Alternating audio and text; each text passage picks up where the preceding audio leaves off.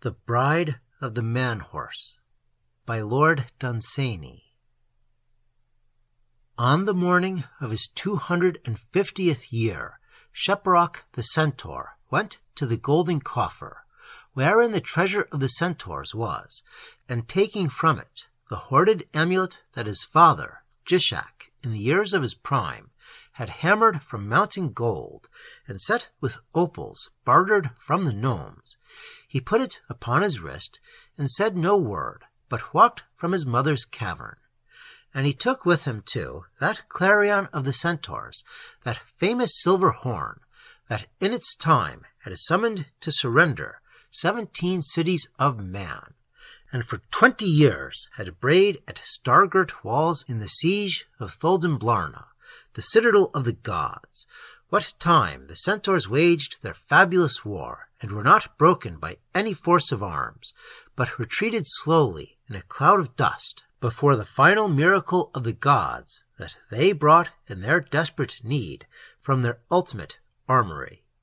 He took it and strode away, and his mother only sighed and let him go. She knew that today he would not drink at the stream coming down from the terraces of Varpa Niger, the inner land of the mountains, that today he would not wonder a while at the sunset, and afterwards trot back to the cavern again to sleep on rushes pulled by rivers that know not man. She knew that it was with him as it had been of old with his father, and with Goom, the father of Jishak, and long ago with the gods. Therefore she only sighed and let him go. But he, coming out from the cavern that was his home, went for the first time over the little stream, and going round the corner of the crags, saw glittering beneath him the mundane plain, and the wind of autumn that was gilding the world, rushing up the slopes of the mountain, beat cold on his naked flanks. He raised his head and snorted. "I am a man-horse now!" he shouted aloud, and leaping from crag to crag, he galloped by valley and chasm, by torrent bed and scar of avalanche, until he came to the wandering leagues of the plain, and left behind him forever the Athra-Minorian mountains. His goal was Retazula, the city of Cymbeline. What legend of Cymbeline's inhuman beauty, or of the wonder of her mystery, had ever floated over the mundane plain to the fabulous cradle of the centaur's race, the Athra-Minorian mountains, I do not know. Yet in the blood of man there is a tide, an old sea current, rather, that is somehow akin to the twilight, which brings him rumors of beauty from however far away as driftwood is found at sea from islands not yet discovered. And this springtide or current that visits the blood of man comes from the fabulous quarter of his lineage, from the legendary, the old. It takes him out to the woodlands, out to the hills. He listens to ancient song. So it may be that Sheparok's fabulous blood stirred in those lonely mountains away at the edge of the world to rumors that only the airy twilight knew, and only confided secretly to the bat. For Sheparok was more legendary even than man. Certain it was that he headed from the first for the city of Retazula, where Cymbeline in her temple dwelt, though all the mundane plain, its rivers and mountains, lay between Sheparok's home and the city he sought. When first the feet of the centaur touched the grass on that soft alluvial earth, he blew for joy upon the silver horn. He pranced and caracoled. He gamboled over the leagues. Pace came to him like a maiden with a lamp, a new and beautiful wonder. The wind laughed as it passed him. He put his head down low to the scent of the flowers. He lifted it up to be nearer to unseen stars. He reveled through kingdoms, took rivers in his stride. How shall I tell you, ye that dwell in cities, how shall I tell you what he felt as he galloped? He felt for strength like the towers of Belnarena, for lightness like those gossamer palaces that the fairy spider builds twixt heaven and sea along the coasts of Zith.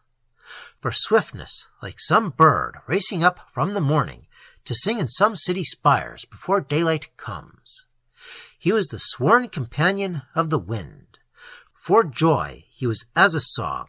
The lightnings of his legendary sires, the earlier gods, began to mix with his blood. His hooves thundered. He came to the cities of men, and all men trembled, for they remembered the ancient mythical wars, and now they dreaded new battles and feared for the race of man. Not by Clio are these wars recorded. History does not know them, but what of that? Not all of us have sat at historians' feet, but all have learned fable and myth at their mother's knees. And there were none that did not fear strange wars when they saw Shap swerve and leap along the public ways. So he passed from city to city. By night he lay down unpanting in the reeds of some marsh or a forest.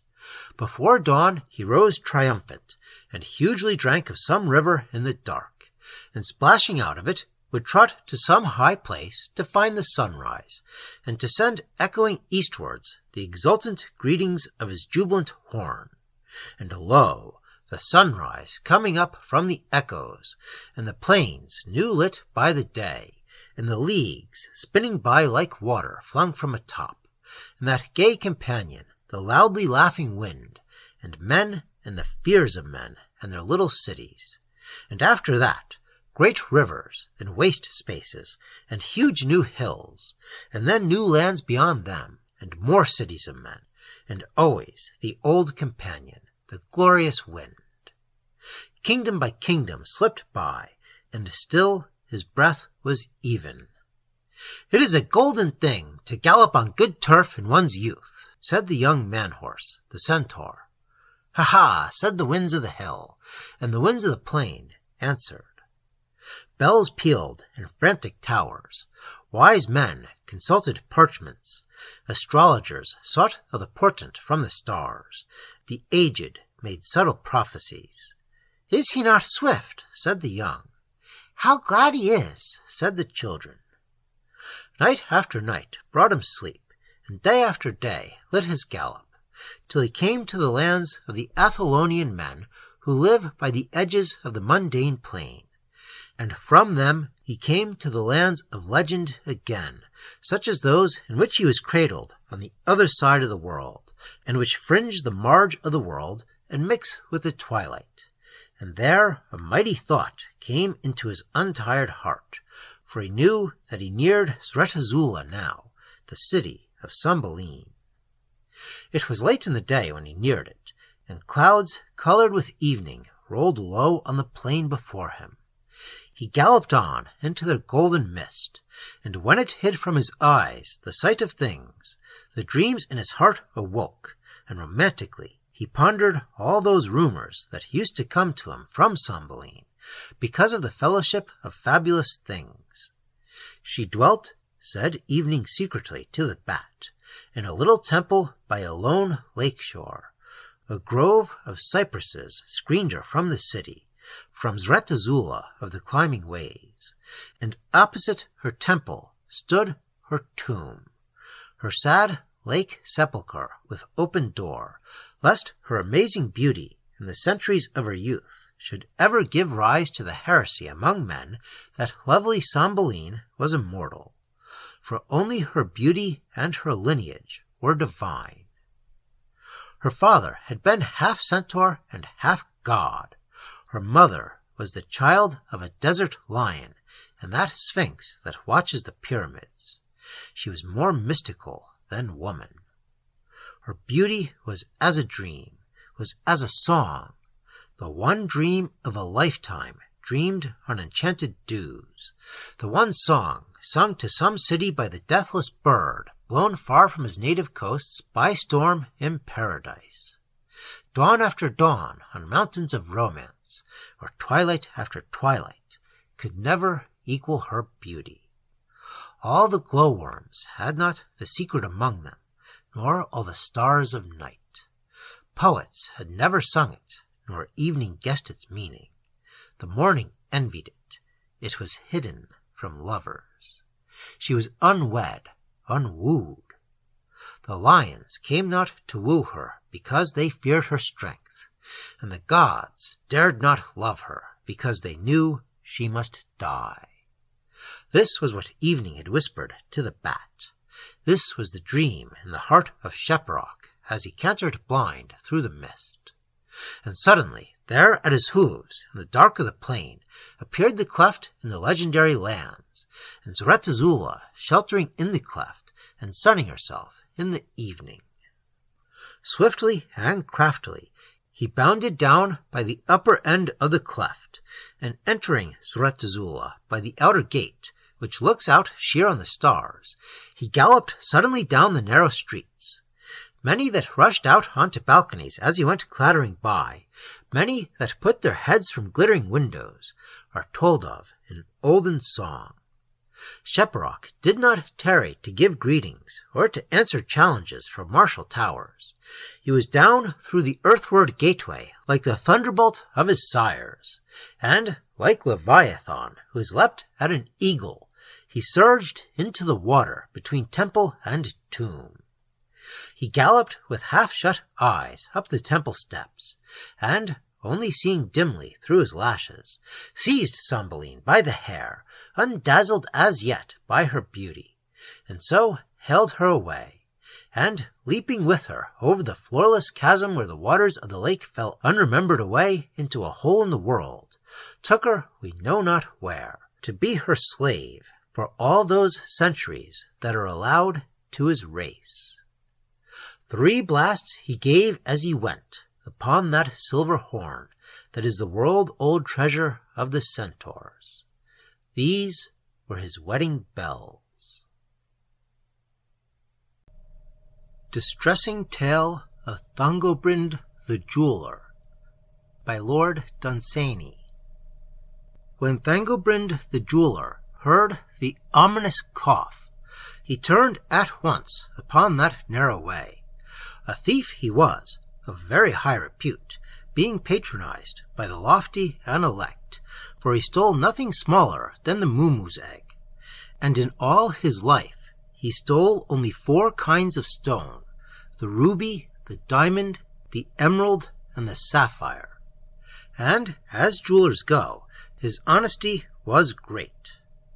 Now there was a merchant prince who had come to Thangobrind and had offered him his daughter's soul for the diamond that is larger than the human head, and was to be found on the lap of the spider idol Hlo-hlo in his temple of Mungaling, for he had heard that Thangobrind was a thief to be trusted. Thangobrind oiled his body and slipped out of his shop, and went secretly through byways, and got as far as Snarp, before anybody knew that he was out on business again, or missed his sword from its place under the counter. Thence he moved only by night, hiding by day, and rubbing the edges of his sword, which he called Mouse, because it was swift and nimble. The jeweler had subtle methods of traveling. Nobody saw him cross the plains of Zid. Nobody saw him come to Mursk or Tlun. Oh, but he loved shadows. Once the moon peeping out unexpectedly from a tempest had betrayed an ordinary jeweler. Not so did it undo Thangobrind. The watchmen only saw a crouching shape that snarled and laughed. "'Tis but a hyena," they said. Once in the city of Ag, one of the guardians seized him, but Thangobrind was oiled and slipped from his hand. You scarcely heard his bare feet patter away. He knew that the merchant prince awaited his return, his little eyes open all night and glittering with greed. He knew how his daughter lay chained up and screaming night and day. Ah, Thangobrind knew. And had he not been out on business, he had almost allowed himself 1 or 2 little laughs. But business was business, and the diamond that he sought still lay on the lap of Hlo-hlo, where it had been for the last 2 million years, since Hlo-hlo created the world, and gave unto it all things except that precious stone, called Dead Man's Diamond. The jewel was often stolen, but it had a knack of coming back again to the lap of Hlo-hlo. Thangobrind knew this, but he was no common jeweler, and hoped to outwit Hlo-hlo, perceiving not the trend of ambition and lust, and that they are vanity. How nimbly he threaded his way through the pits of snood, now like a botanist scrutinizing the ground, now like a dancer leaping from crumbling edges. It was quite dark when he went by the towers of Tor, where archers shoot ivory arrows at strangers lest any foreigner should alter their laws, which are bad, but not to be altered by mere aliens. At night they shoot by the sound of the stranger's feet. O Thangobrind, Thangobrind, was ever a jeweler like you? He dragged 2 stones behind him by long cords, and at these the archers shot. Tempting indeed was the snare that they set in Wath, the emeralds loose set in the city's gate. But Thangobrind discerned the golden cord that climbed the wall from each of the weights that would topple upon him if he touched one, and so he left them, though he left them weeping, and at last came to Theth. There all men worship Hlo-hlo, though they are willing to believe in other gods, as missionaries attest, but only as creatures of the chase for the hunting of Hlo-hlo, who wears their halos, so these people say, on golden hooks along his hunting belt. And from Theth he came to the city of Mung, and the temple of Mungaling, and entered and saw the spider idol, Hlo-hlo, sitting there with dead man's diamond glittering on his lap, and looking for all the world like a full moon, but a full moon seen by a lunatic who had slept too long in its rays, for there was in dead man's diamond a certain sinister look, and boding of things to happen that are better not mentioned here. The face of the spider idol was lit by that fatal gem, and there was no other light. In spite of his shocking limbs and that demoniac body, his face was serene and apparently unconscious. A little fear came into the mind of Thangobrind the jeweler, a passing tremor, no more. Business was business, and he hoped for the best. Thangobrind offered honey to Hlo-hlo and prostrated himself before him. Oh, he was cunning.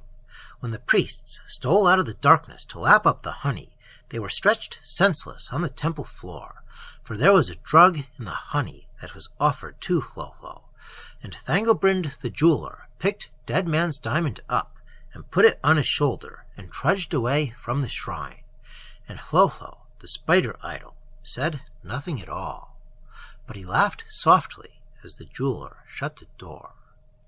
When the priests awoke out of the grip of the drug that was offered with honey to Hlo-hlo, they rushed to a little secret room with an outlet on the stars and cast a horoscope of the thief.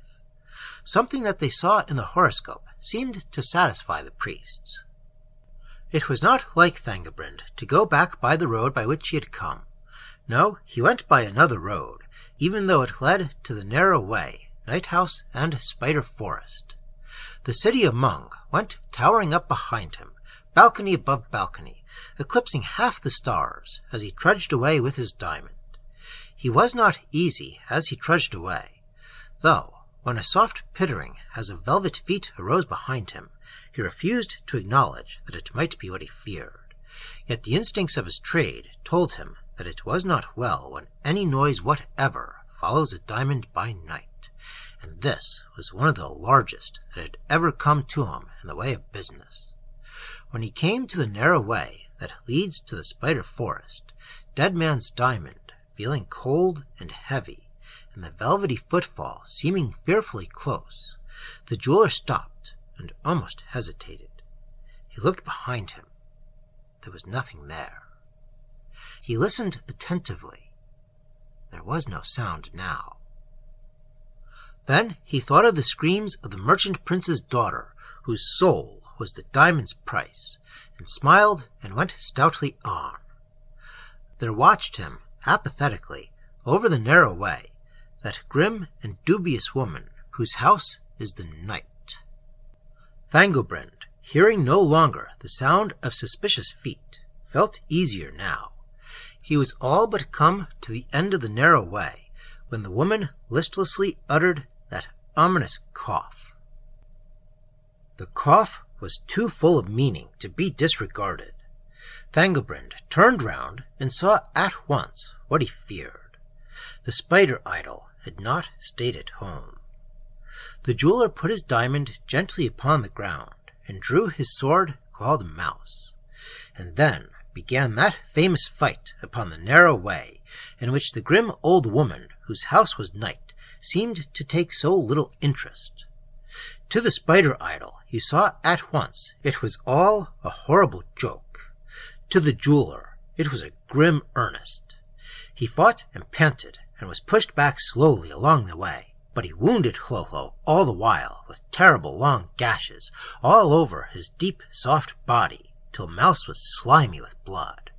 But at last the persistent laughter of Hlo-hlo was too much for the jeweler's nerves, and, once more wounding his demoniac foe, he sank aghast and exhausted by the door of the house called Night, at the feet of the grim old woman, who, having uttered once that ominous cough, interfered no further with the course of events. And there carried Thangobrind the jeweler away those whose duty it was to the house where the two men hang, and taking down from his hook the left hand one of the two, they put that venturous jeweler in his place, so that there fell on him the doom that he feared, as all men know, though it is so long since, and there abated somewhat the ire of the envious gods. And the only daughter of the merchant prince felt so little gratitude for this great deliverance that she took to respectability of a militant kind, and became aggressively dull, and called her home the English Riviera, and had platitudes worked in, worsted upon her tea-cozy, and in the end never died, but passed away at her residence. The House of the Sphinx by Lord Dunsany. When I came to the house of the Sphinx, it was already dark. They made me eagerly welcome, and I, in spite of the deed, was glad of any shelter from that ominous wood. I saw at once that there had been a deed, although a cloak did all that a cloak may do to conceal it. The mere uneasiness of the welcome made me suspect that cloak. The Sphinx was moody and silent. I had not come to pry into the secrets of eternity, nor to investigate the Sphinx's private life, and so had little to say and few questions to ask. But to whatever I did say, she remained morosely indifferent. It was clear that either she suspected me of being in search of the secrets of one of her gods, or of being boldly inquisitive about her traffic with time, or else she was darkly absorbed with brooding upon the deed. I saw soon enough that there was another than me to welcome. I saw it from the hurried way that they glanced from the door to the deed, and back to the door again, and it was clear that the welcome was to be a bolted door. But such bolts and such a door! Rust and decay and fungus had been there far too long, and it was not a barrier any longer that would keep out even a determined wolf. And it seemed to be something worse than a wolf that they feared.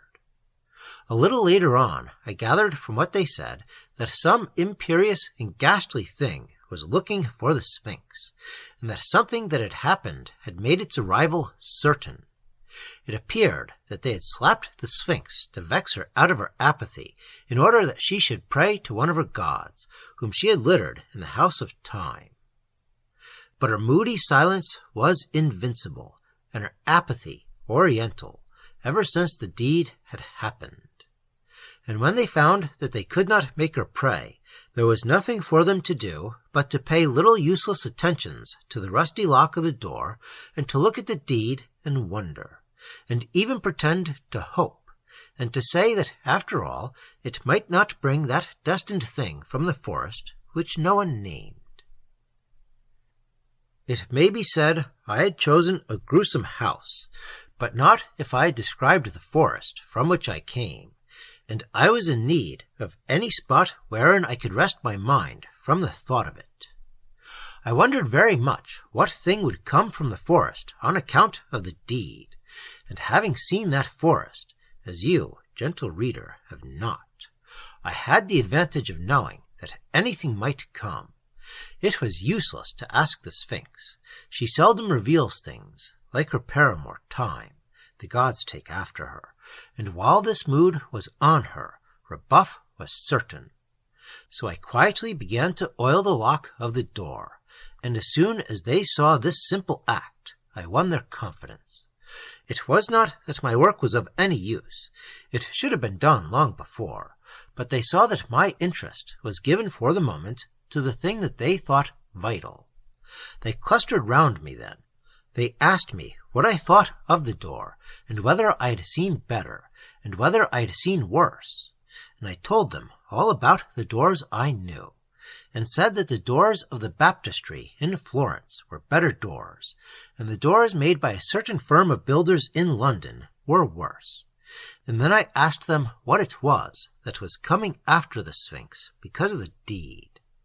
And at first they would not say, and I stopped oiling the door. And then they said it was the Arch-Inquisitor of the forest, who is investigator and avenger of all Sylvestrian things. And from all that they said about him, it seemed to me that this person was quite white, and was a kind of madness that would settle down quite blankly upon the place, a kind of mist in which reason could not live. And it was the fear of this that made them fumble nervously at the lock of that rotten door. But with the Sphinx, it was not so much fear as sheer prophecy. The hope that they tried to hope was well enough in its way, but I did not share it. It was clear that the thing that they feared was the corollary of the deed.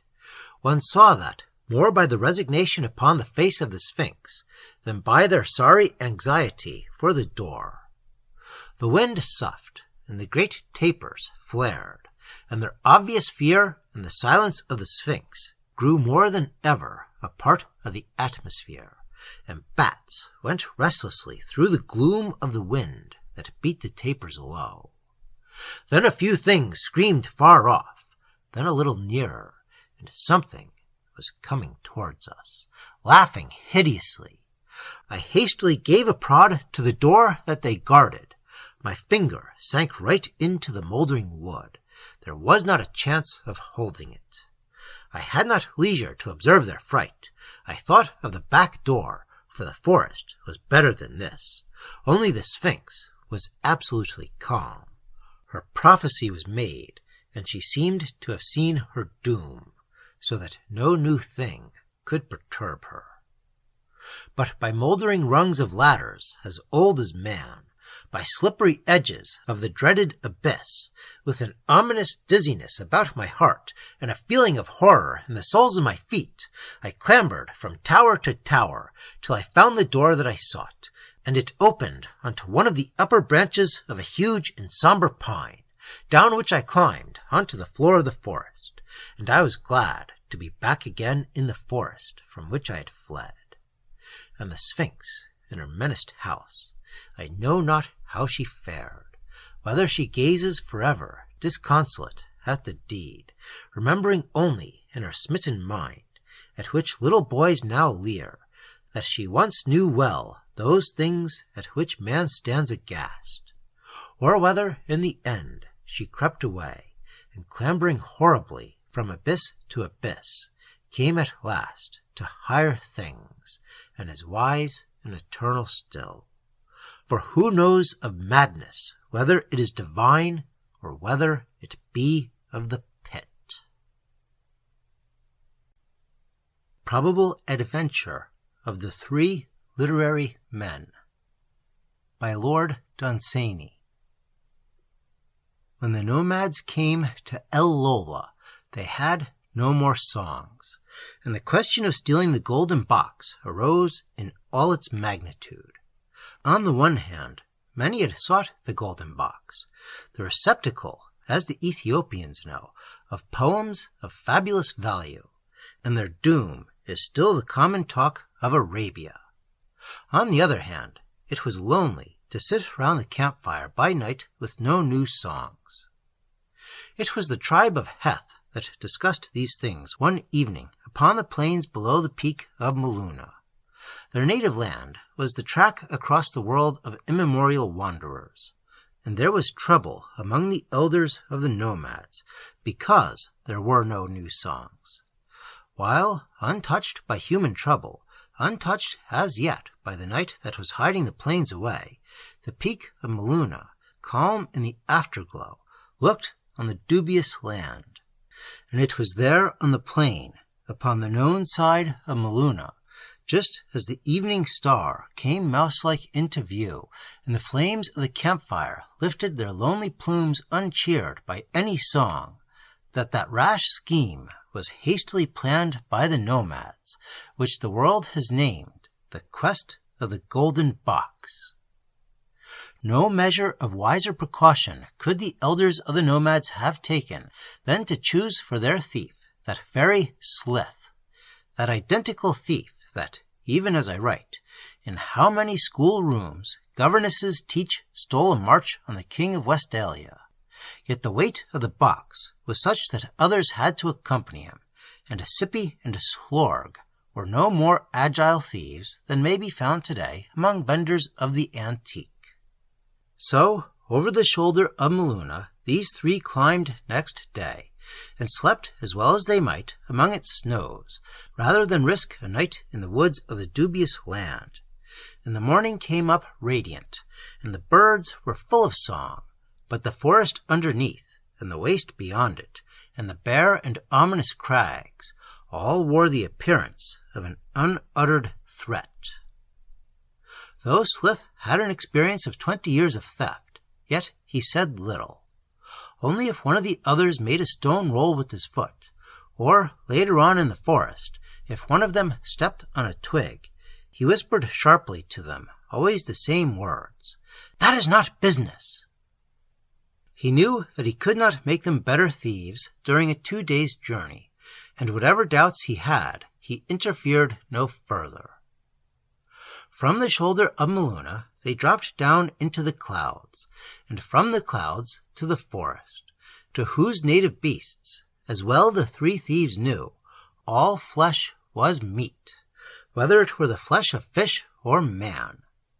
There the thieves drew idolatrously from their pockets, each one a separate god, and prayed for protection in the unfortunate wood, and hoped therefrom for a threefold chance of escape, since if anything should eat one of them, it were certain to eat them all, and they confided that the corollary might be true, and all should escape if one did. Whether one of these gods was propitious and awake, or whether all of the three, or whether it was chance that brought them through the forest unmouthed by detestable beasts, none knoweth. But certainly neither the emissaries of the god that most they feared, nor the wrath of the topical god of that ominous place, brought their doom to the three adventurers there or then. And so it was that they came to Rumbly Heath, in the heart of the dubious land, whose stormy hillocks were the groundswell and the afterwash of the earthquake lulled for a while. Something so huge that it seemed unfair to man that it should move so softly stalked splendidly by them, and only so barely did they escape its notice that one word rang and echoed through their three imaginations, if. And when this danger was at last gone by, they moved cautiously on again, and presently saw the little harmless Mipt, half fairy and half gnome, giving shrill, contented squeaks on the edge of the world. And they edged away unseen, for they said that the inquisitiveness of the Mipt had become fabulous, and that, harmless as he was, he had a bad way with secrets.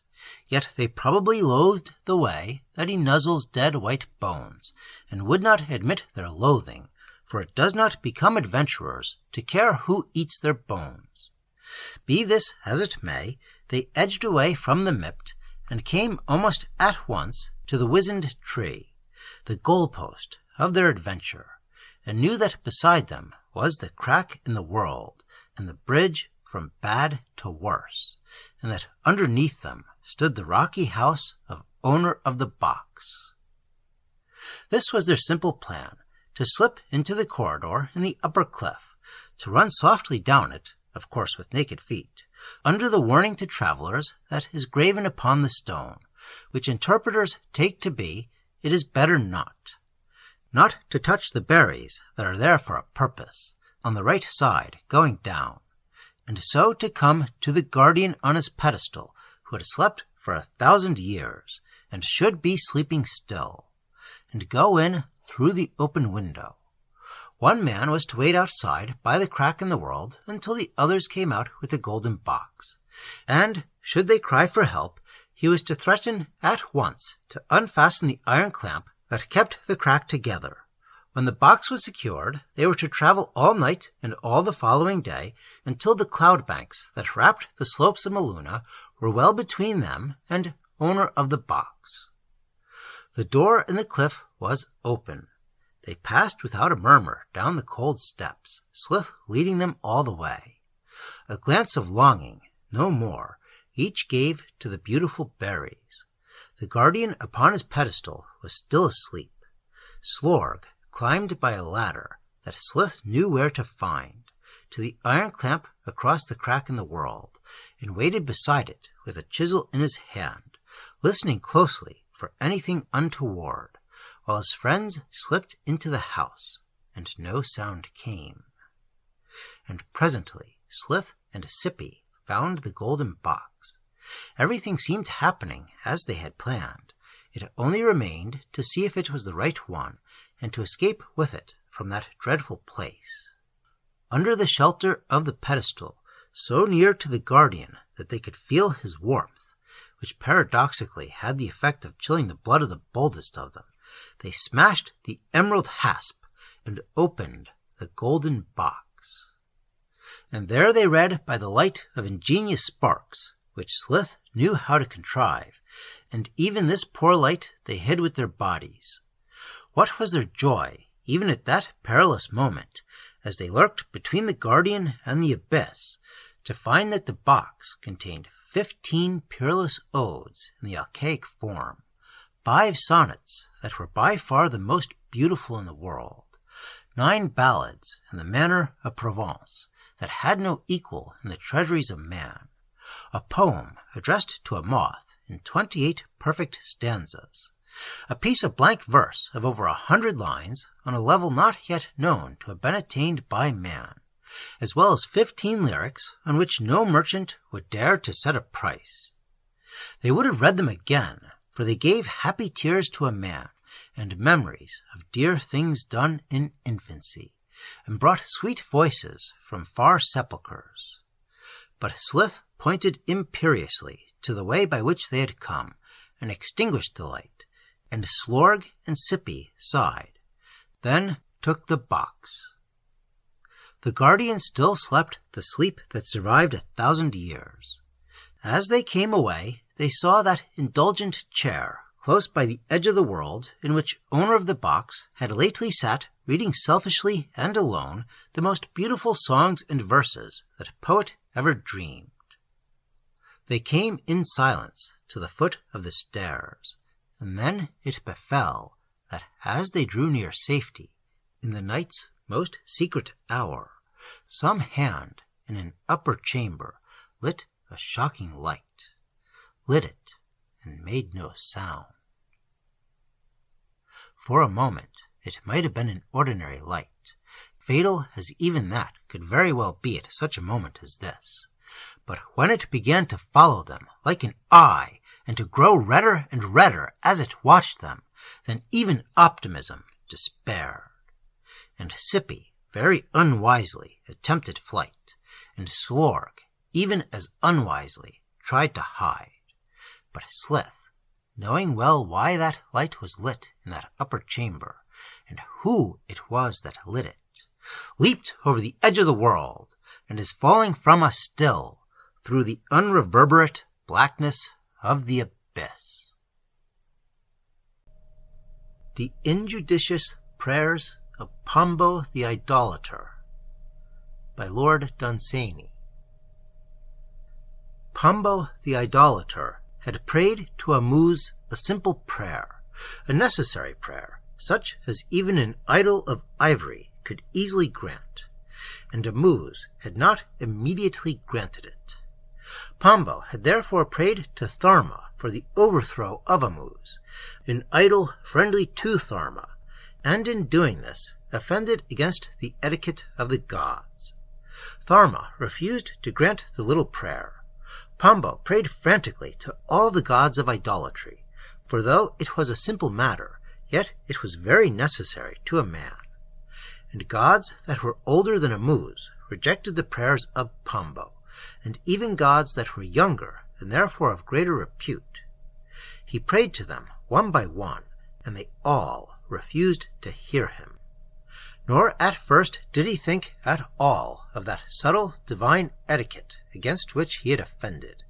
It occurred to him all at once, as he prayed to his 50th idol, a little green jade god whom the Chinese know, that all the idols were in league against him. When Pombo discovered this, he resented his birth bitterly, and made lamentation, and alleged that he was lost. He might have been seen then in any part of London, haunting curiosity shops, and places where they sold idols of ivory or of stone, for he dwelt in London with others of his race, though he was born in Burma among those who hold Ganges holy. On drizzly evenings of November's worst, his haggard face could be seen in the glow of some shop pressed close against the glass, where he would supplicate some calm, cross-legged idol till a policeman moved him on.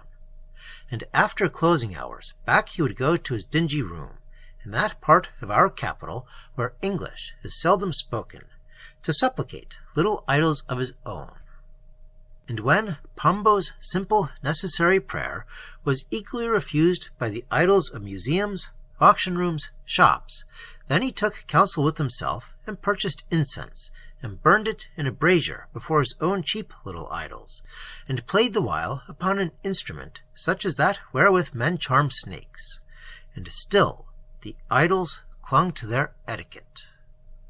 Whether Pombo knew about this etiquette and considered it frivolous in the face of his need, or whether his need, now grown desperate, unhinged his mind, I know not. But Pombo the Idolator took a stick and suddenly turned iconoclast. Pombo the Iconoclast immediately left his house, leaving his idols to be swept away with the dust, and so to mingle with man, and went to an arch-idolater of repute, who carved idols out of rare stones, and put his case before him. The arch-idolater, who made idols of his own, rebuked Pombo in the name of man for having broken his idols.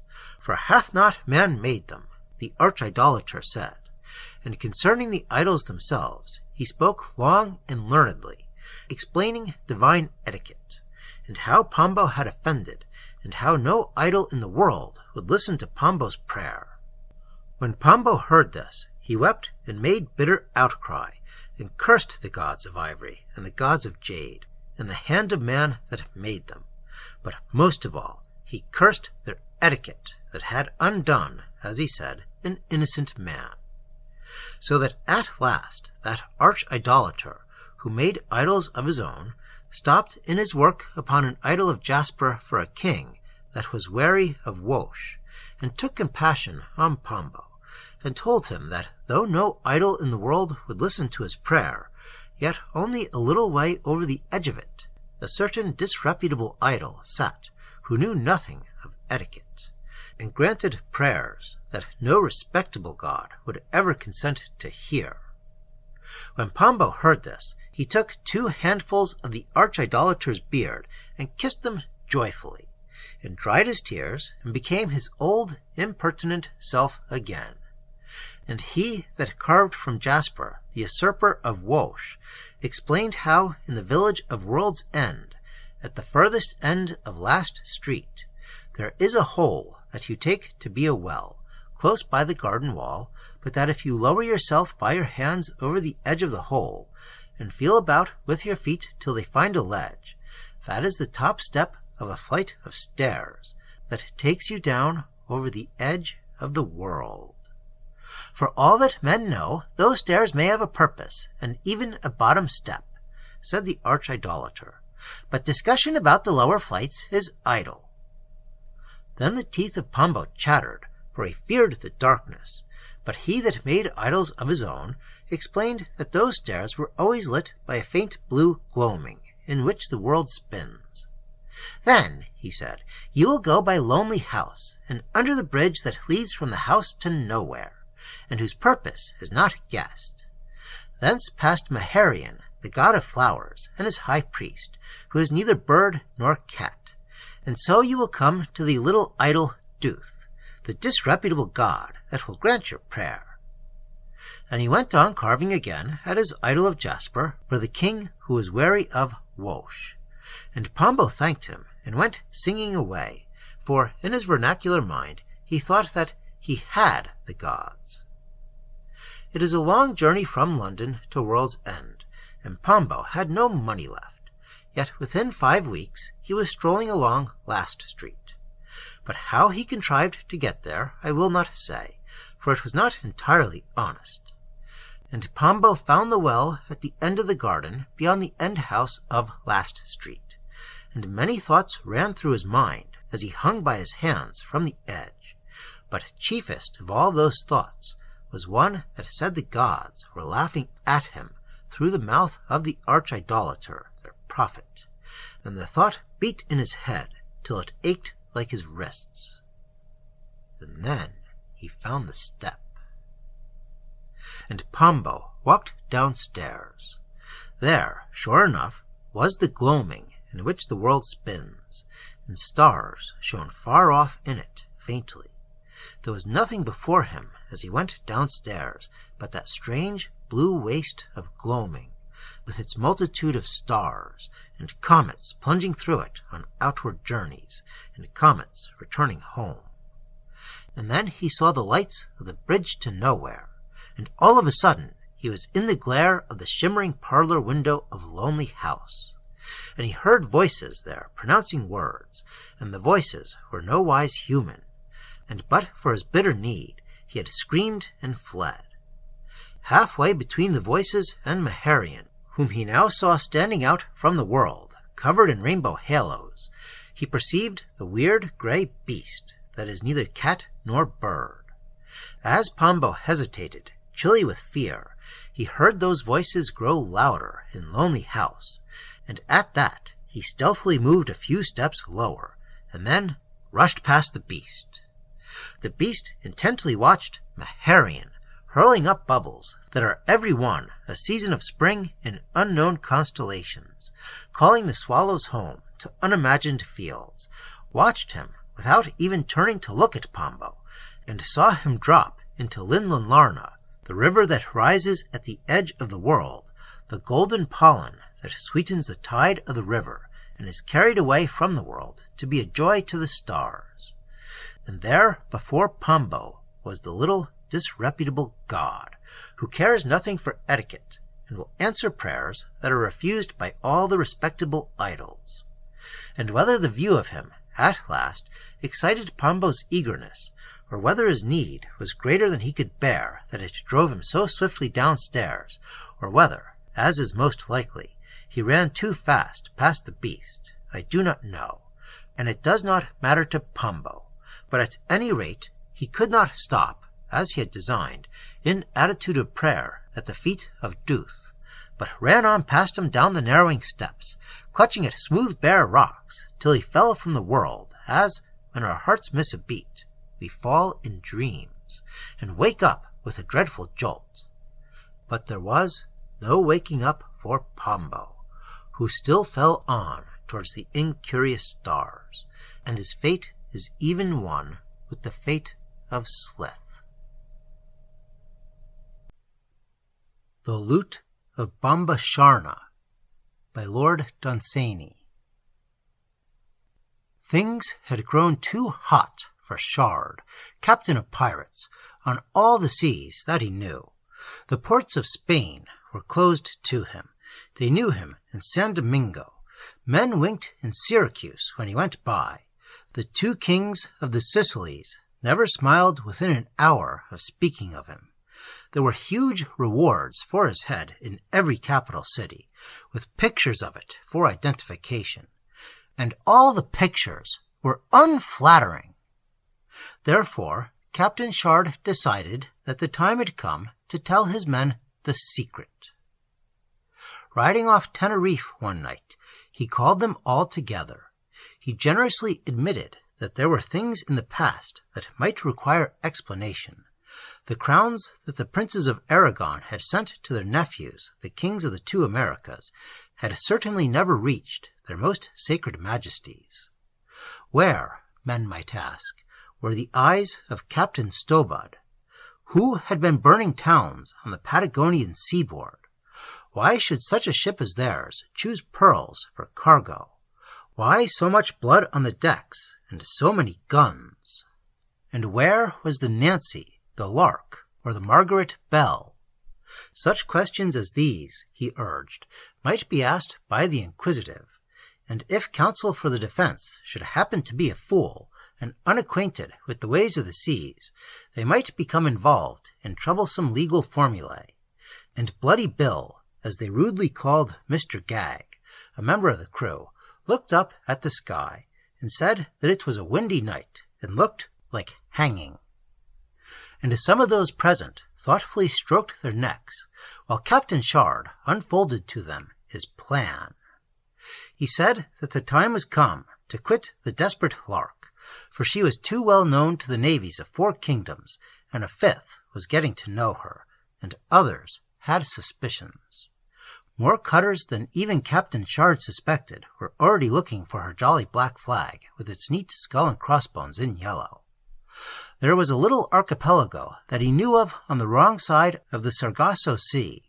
There were about 30 islands there, bare, ordinary islands, but one of them floated. He had noticed it years ago, and had gone ashore and never told a soul, but had quietly anchored it with the anchor of his ship to the bottom of the sea, which just there was profoundly deep, and had made the thing the secret of his life, determining to marry and settle down there if it ever became impossible to earn his livelihood in the usual way at sea.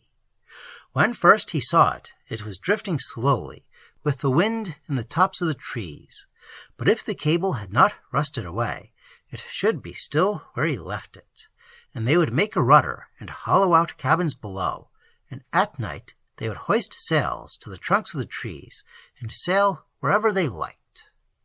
And all the pirates cheered, for they wanted to set their feet on land again, and somewhere where the hangman would not come and jerk them off it at once. And bold men though they were, it was a strain seeing so many lights coming their way at night. Even then, but it swerved away again and was lost in the mist. And Captain Shard said that they would need to get provisions first, and he, for one, intended to marry before he settled down, and so they should have one more fight before they left the ship, and sack the sea-coast city Bombasharna, and take from it provisions for several years, while he himself would marry the Queen of the South. And again the pirates cheered, for often they had seen sea-coast Bombasharna, and had always envied its opulence from the sea. So they set all sail, and often altered their course, and dodged and fled from strange lights, till dawn appeared, and all day long fled southwards. And by evening they saw the silver spires of slender Bombasharna, a city that was the glory of the coast. And in the midst of it, far away though they were, they saw the palace of the Queen of the South, and it was so full of windows, all looking toward the sea, and they were so full of light, both from the sunset that was fading upon the water, and from candles that maids were lighting one by one, that it looked far off like a pearl, shimmering still in its Haliotis shell, still wet from the sea. So Captain Shard and his pirates saw it, at evening over the water, and thought of rumors that said that Bombasharna was the loveliest city of the coasts of the world, and that its palace was lovelier even than Bombasharna. But for the Queen of the South, rumor had no comparison. Then night came down and hid the silver spires, and Shard slipped on through the gathering darkness until by midnight the piratic ship lay under the seaward battlements. And at the hour when sick men mostly die, and sentries on lonely ramparts stand to their arms, exactly half an hour before dawn, Shard, with 2 rowing boats and half his crew, with craftily muffled oars, landed below the battlements. They were through the gateway of the palace itself before the alarm was sounded, and as soon as they heard the alarm, Shard's gunners at sea opened upon the town, and before the sleepy soldiery of Bombasharna knew whether the danger was from the land or the sea, Shard had successfully captured the Queen of the South. They would have looted all day that silver seacoast city, but there appeared with dawn suspicious topsails just along the horizon. Therefore the captain with his queen went down to the shore at once, and hastily re-embarked and sailed away with what loot they had hurriedly got, and with fewer men, for they had to fight a good deal to get back to the boat. They cursed all day the interference of those ominous ships which steadily grew nearer. There were 6 ships at first, and that night they slipped away from all but 2, but all the next day those 2 were still in sight, and each of them had more guns than the desperate Lark. All the next night Shard dodged about the sea, but the 2 ships separated, and one kept him in sight, and the next morning it was alone with Shard on the sea, and his archipelago was just in sight, the secret of his life. And Shard saw he must fight, and a bad fight it was, and yet it suited Shard's purpose, for he had more merry men when the fight began than he needed for his island, and they got it over before any other ship came up, and Shard put all adverse evidence out of the way, and came that night to the islands near the Sargasso Sea. Long before it was light, the survivors of the crew were peering at the sea, and when dawn came, there was the island, no bigger than 2 ships, straining hard at its anchor, with the wind in the tops of the trees. And then they landed and dug cabins below, and raised the anchor out of the deep sea, and soon they made the island what they called ship-shape. But the desperate Lark they sent away empty under full sail to sea, where more nations than Shard suspected were watching for her, and where she was presently captured by an admiral of Spain, who, when he found none of that famous crew on board to hang by the neck from the yardarm, grew ill through disappointment. And Shard on his island offered the Queen of the South the choicest of the old wines of Provence, and for adornment gave her Indian jewels looted from galleons with treasure for Madrid, and spread a table where she dined in the sun, while in some cabin below he bade the least coarse of his mariners sing. Yet always she was morose and moody towards him, and often at evening he was heard to say that he wished he knew more about the ways of queens. So they lived for years, the pirates mostly gambling and drinking below, Captain Shard trying to please the Queen of the South, and she never wholly forgetting Bombasharna. When they needed new provisions, they hoisted sails on the trees, and as long as no ship came in sight, they scudded before the wind, with the water rippling over the beach of the island. But as soon as they sighted a ship, the sails came down, and they became an ordinary, uncharted rock. They mostly moved by night. Sometimes they hovered off seacoast towns as of old. Sometimes they boldly entered river mouths, and even attached themselves for a while to the mainland, whence they would plunder the neighborhood and escape again to sea. And if a ship was wrecked on their island of a night, they said it was all to the good. They grew very crafty in seamanship, and cunning in what they did, for they knew that any news of the desperate Lark's old crew would bring hangmen from the interior running down to every port, and no one is known to have found them out, or to have annexed their island. But a rumor arose, and passed from port to port, and every place where sailors meet together, and even survives to this day, of a dangerous, uncharted rock, anywhere between Plymouth and the Horn, which would suddenly rise in the safest track of ships, and upon which vessels were supposed to have been wrecked, leaving, strangely enough, no evidence of their doom. There was a little speculation about it at first, till it was silenced by the chance remark of a man old with wandering. "It is one of the mysteries that haunt the sea."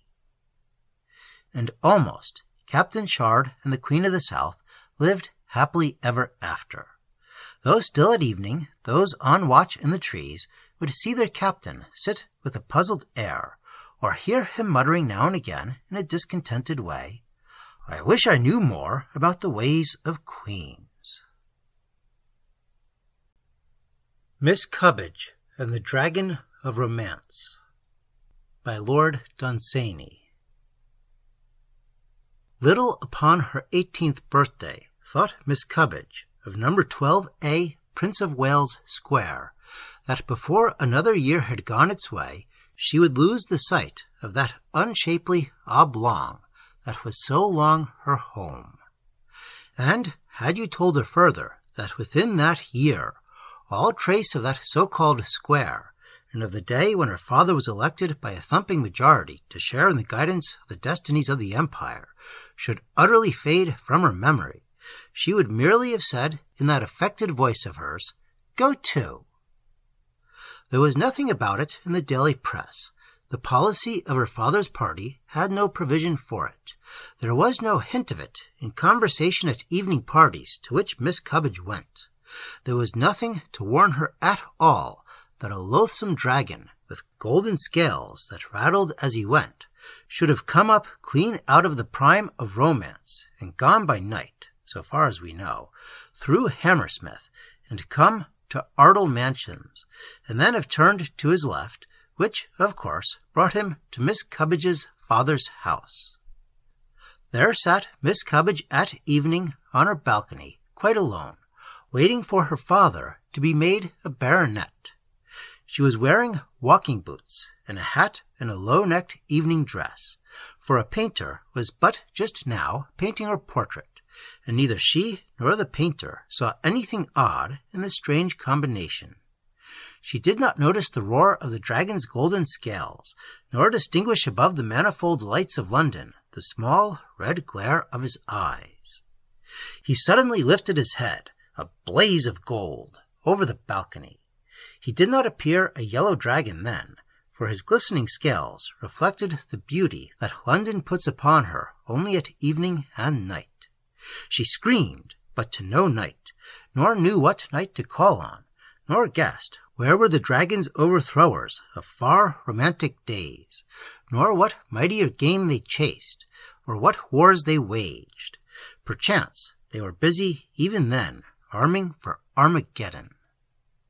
Out of the balcony of her father's house in Prince of Wales Square, the painted dark green balcony that grew blacker every year, the dragon lifted Miss Cubbidge and spread his rattling wings, and London fell away like an old fashion, and England fell away in the smoke of its factories, in the round material world that goes humming round the sun, vexed and pursued by time, until there appeared the eternal and ancient lands of romance, lying low by mystical seas. You had not pictured Miss Cubbidge stroking the golden head of one of the dragons of song with one hand idly, while with the other she sometimes played with pearls brought up from lonely places of the sea. They filled huge Hlo-hlo shells with pearls and laid them there beside her. They brought her emeralds, which she set to flash among the tresses of her long black hair. They brought her threaded sapphires for her cloak. All this the princes of fable did, and the elves and gnomes of myth. And partly she still lived, and partly she was one with long ago, and with those sacred tales that nurses tell, when all their children are good, and evening is come, and the fire is burning well, and the soft pat-pat of the snowflakes on the pane is like the furtive tread of fearful things in old enchanted woods. If at first she missed those dainty novelties among which she was reared, the old sufficient song of the mystical sea, singing of fairy lore, at first soothed and at last consoled her. Even she forgot those advertisements of pills that are so dear to England. Even she forgot political cant, and the things that one discusses, and the things that one does not, and had perforce to content herself with seeing sailing by huge golden-laden galleons with treasure for Madrid, and the merry skull and crossbones of the pirateers, and the tiny Nautilus setting out to sea, and ships of heroes trafficking in romance, or of princes seeking for enchanted isles. It was not by chains that the dragon kept her there, but by one of the spells of old, to one to whom the facilities of the daily press had for so long been accorded spells would have palled, you would have said, and galleons after a time, and all things out of date after a time. But whether the centuries passed her, or whether the years, or whether no time at all, she did not know. If anything indicated the passing of time, it was the rhythm of elfin horns blowing upon the heights. If the centuries went by her, the spell that bound her gave her also perennial youth, and kept alight forever the lantern by her side, and saved from decay the marble palace facing the mystical sea. And if no time went by her there at all, a single moment on those marvelous coasts was turned, as it were, to a crystal reflecting 1,000 scenes. If it was all a dream, it was a dream that knew no morning and no fading away. The tide roamed on, and whispered of mystery and of myth, while near that captive lady, asleep in his marble tank, the golden dragon dreamed. And a little way out from the coast, all that the dragon dreamed showed faintly in the mist that lay over the sea. He never dreamed of any rescuing night. So long as he dreamed, it was twilight. But when he came up nimbly out of his tank, night fell, and starlight glistened on the dripping golden scales. There he and his captive either defeated time or never encountered him at all, while in the world we know raged Roncesvalles, or battles yet to be. I know not to what part of the shore of romance he bore her. Perhaps she became one of those princesses of whom fable loves to tell, but let it suffice that there she lived by the sea, and kings ruled, and demons ruled, and kings came again, and many cities returned to their native dust, and still she abided there, and still her marble palace passed not away, nor the power that there was in the dragon's spell. And only once did there ever come to her a message from the world that of old she knew. It came in a pearly ship across the mystical sea. It was from an old school friend that she had had in Putney, merely a note, no more, in a little neat round hand. It said, "It is not proper for you to be there alone." The Quest of the Queen's Tears by Lord Dunsany. Sylvia, Queen of the Woods, in her woodland palace, held court and made a mockery of her suitors. She would sing to them, she said. She would give them banquets. She would tell them tales of legendary days. Her jugglers should caper before them. Her armies salute them. Her fools crack jests with them, and make whimsical quips. Only she could not love them. This was not the way, they said, to treat princes in their splendor, and mysterious troubadours concealing kingly names. It was not in accordance with fable. Myth had no precedent for it. She should have thrown her glove, they said, into some lion's den. She should have asked for a score of venomous heads of the serpents of Lycantara, or demanded the death of any notable dragon, or sent them all upon some deadly quest. But that she could not love them, it was unheard of. It had no parallel in the annals of romance.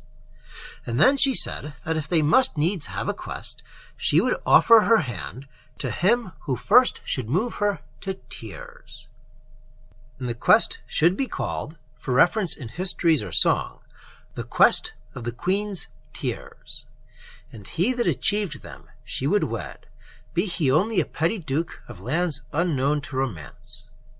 And many were moved to anger, for they hoped for some bloody quest. But the old Lord's Chamberlain said, as they muttered among themselves in a far dark end of the chamber, that the quest was hard and wise, for that if she could ever weep, she might also love. They had known her all her childhood. She had never sighed. Many men had she seen, suitors and courtiers, and had never turned her head after one went by. Her beauty was as still sunsets of bitter evenings, when all the world is frore, a wonder and a chill. She was as a sun-stricken mountain uplifted alone, all beautiful with ice, a desolate and lonely radiance late at evening, far up beyond the comfortable world, not quite to be companioned by the stars, the doom of the mountaineer. If she could weep, they said, she could love, they said. And she smiled pleasantly on those ardent princes and troubadours concealing kingly names. Then, one by one, they told, each suitor prince, the story of his love, with outstretched hands and kneeling on the knee, and very sorry and pitiful were the tales, so that often, up in the galleries, some maid of the palace wept. And very graciously she nodded her head like a listless magnolia in the deeps of the night, moving idly to all the breezes its glorious bloom. And when the princes had told their desperate loves, and had departed away with no other spoil than of their own tears only, even then there came the unknown troubadours, and told their tales in song, concealing their gracious names. And one there was, Acronian, clothed with rags, on which was the dust of roads, and underneath the rags was war-scarred armor, whereon were the dints of blows. And when he stroked his harp and sang his song, in gallery above gallery, maidens wept, and even the old Lord's Chamberlain whimpered among themselves, and thereafter laughed through their tears, and said, "It is easy to make old people weep, and to bring idle tears from lazy girls, but he will not set a-weeping the Queen of the Woods." And graciously she nodded, and he was the last. And disconsolate went away those dukes and princes and troubadours in disguise. Yet Acronian pondered as he went away. King was he of Apharma, Lul, and Half, overlord of Zarura and hilly Chang, and duke of the dukedoms of Molong and Melash, none of them unfamiliar with romance, or unknown or overlooked in the making of myth. He pondered as he went in his thin disguise. Now by those that do not remember their childhood, having other things to do, be it understood that underneath fairyland, which is, as all men know, at the edge of the world, there dwelleth the gladsome beast, a synonym he for joy.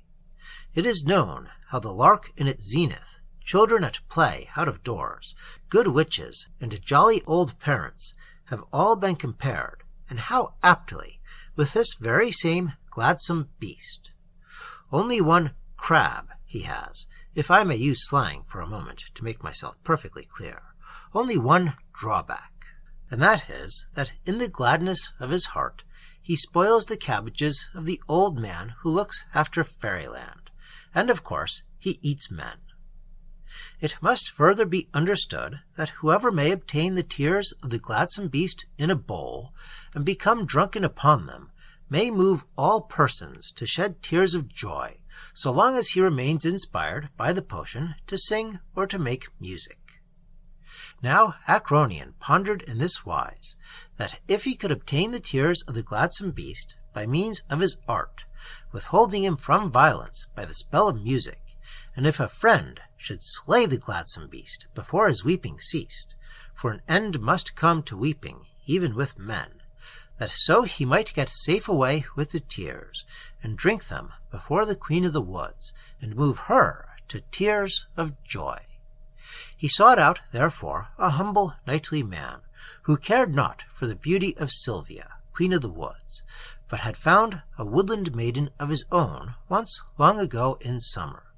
And the man's name was Arath, a subject of Acronion, a knight-at-arms of the Spear Guard, and together they set out through the fields of fable until they came to Fairyland, a kingdom sunning itself, as all men know, for leagues along the edges of the world.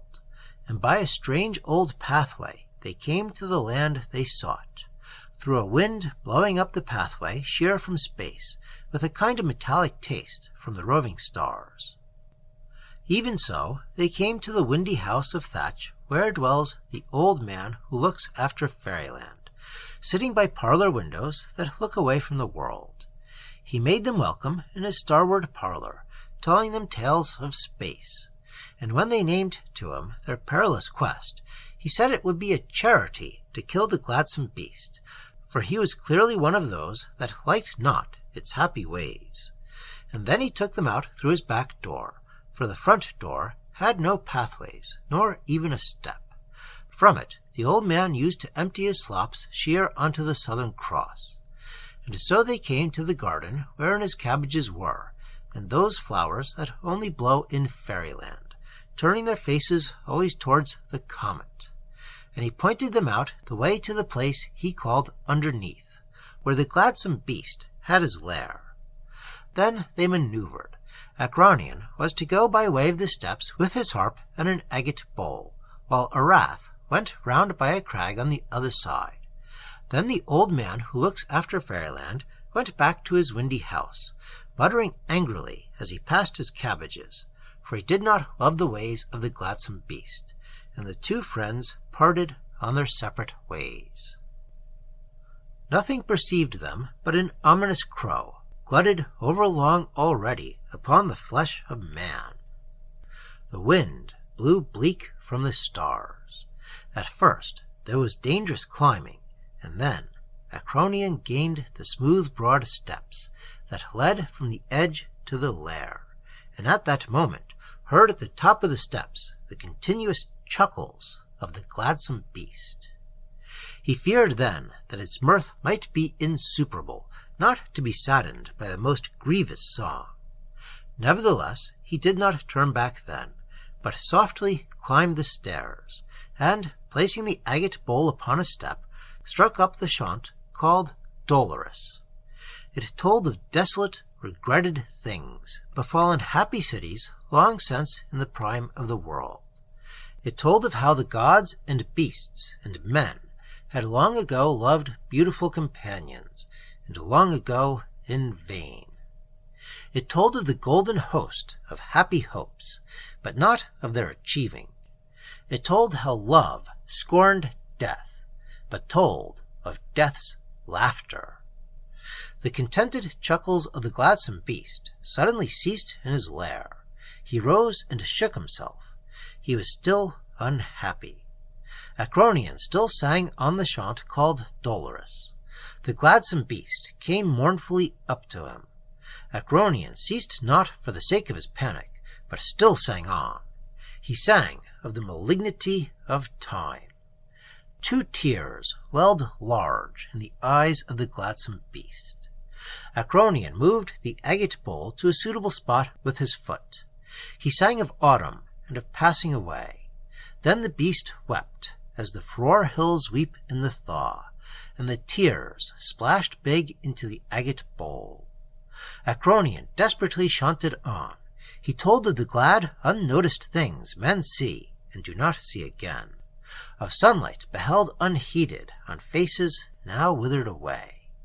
The bowl was full. Acronion was desperate. The beast was so close. Once he thought that its mouth was watering, but it was only the tears that had run on the lips of the beast. He felt as a morsel. The beast was ceasing to weep. He sang of worlds that had disappointed the gods. And all of a sudden, crash! And the staunch spear of Arath went home behind the shoulder, and the tears and the joyful ways of the gladsome beast were ended and over forever. And carefully they carried the bowl of tears away, leaving the body of the gladsome beast as a change of diet for the ominous crow. And going by the windy house of thatch, they said farewell to the old man who looks after fairyland, who, when he heard of the deed, rubbed his large hands together and mumbled again and again, "And a very good thing, too. My cabbages, my cabbages!" And not long after, a cronian sang again in the sylvan palace of the Queen of the Woods, having first drunk all the tears in his agate bowl. And it was a gala night, and all the court were there, and ambassadors from the lands of legend and myth, and even some from terra cognita. And Acronian sang as he never sang before, and will not sing again. Oh, but dolorous, dolorous are the ways of man. Few and fierce are his days, and the end trouble, and vain, vain his endeavor. And woman, who shall tell of it? Her doom is written with man's by listless, careless gods, with their faces to other spheres. Somewhat thus he began, and then inspiration seized him, and all the trouble in the beauty of his song may not be set down by me. There was much gladness in it, and all mingled with grief. It was like the way of man, it was like our destiny. Sobs arose at his song, sighs came back along echoes, seneschals, soldiers sobbed, and a clear cry made by the maidens. Like the rain, the tears came down from gallery to gallery. All round the Queen of the Woods was a storm of sobbing and sorrow.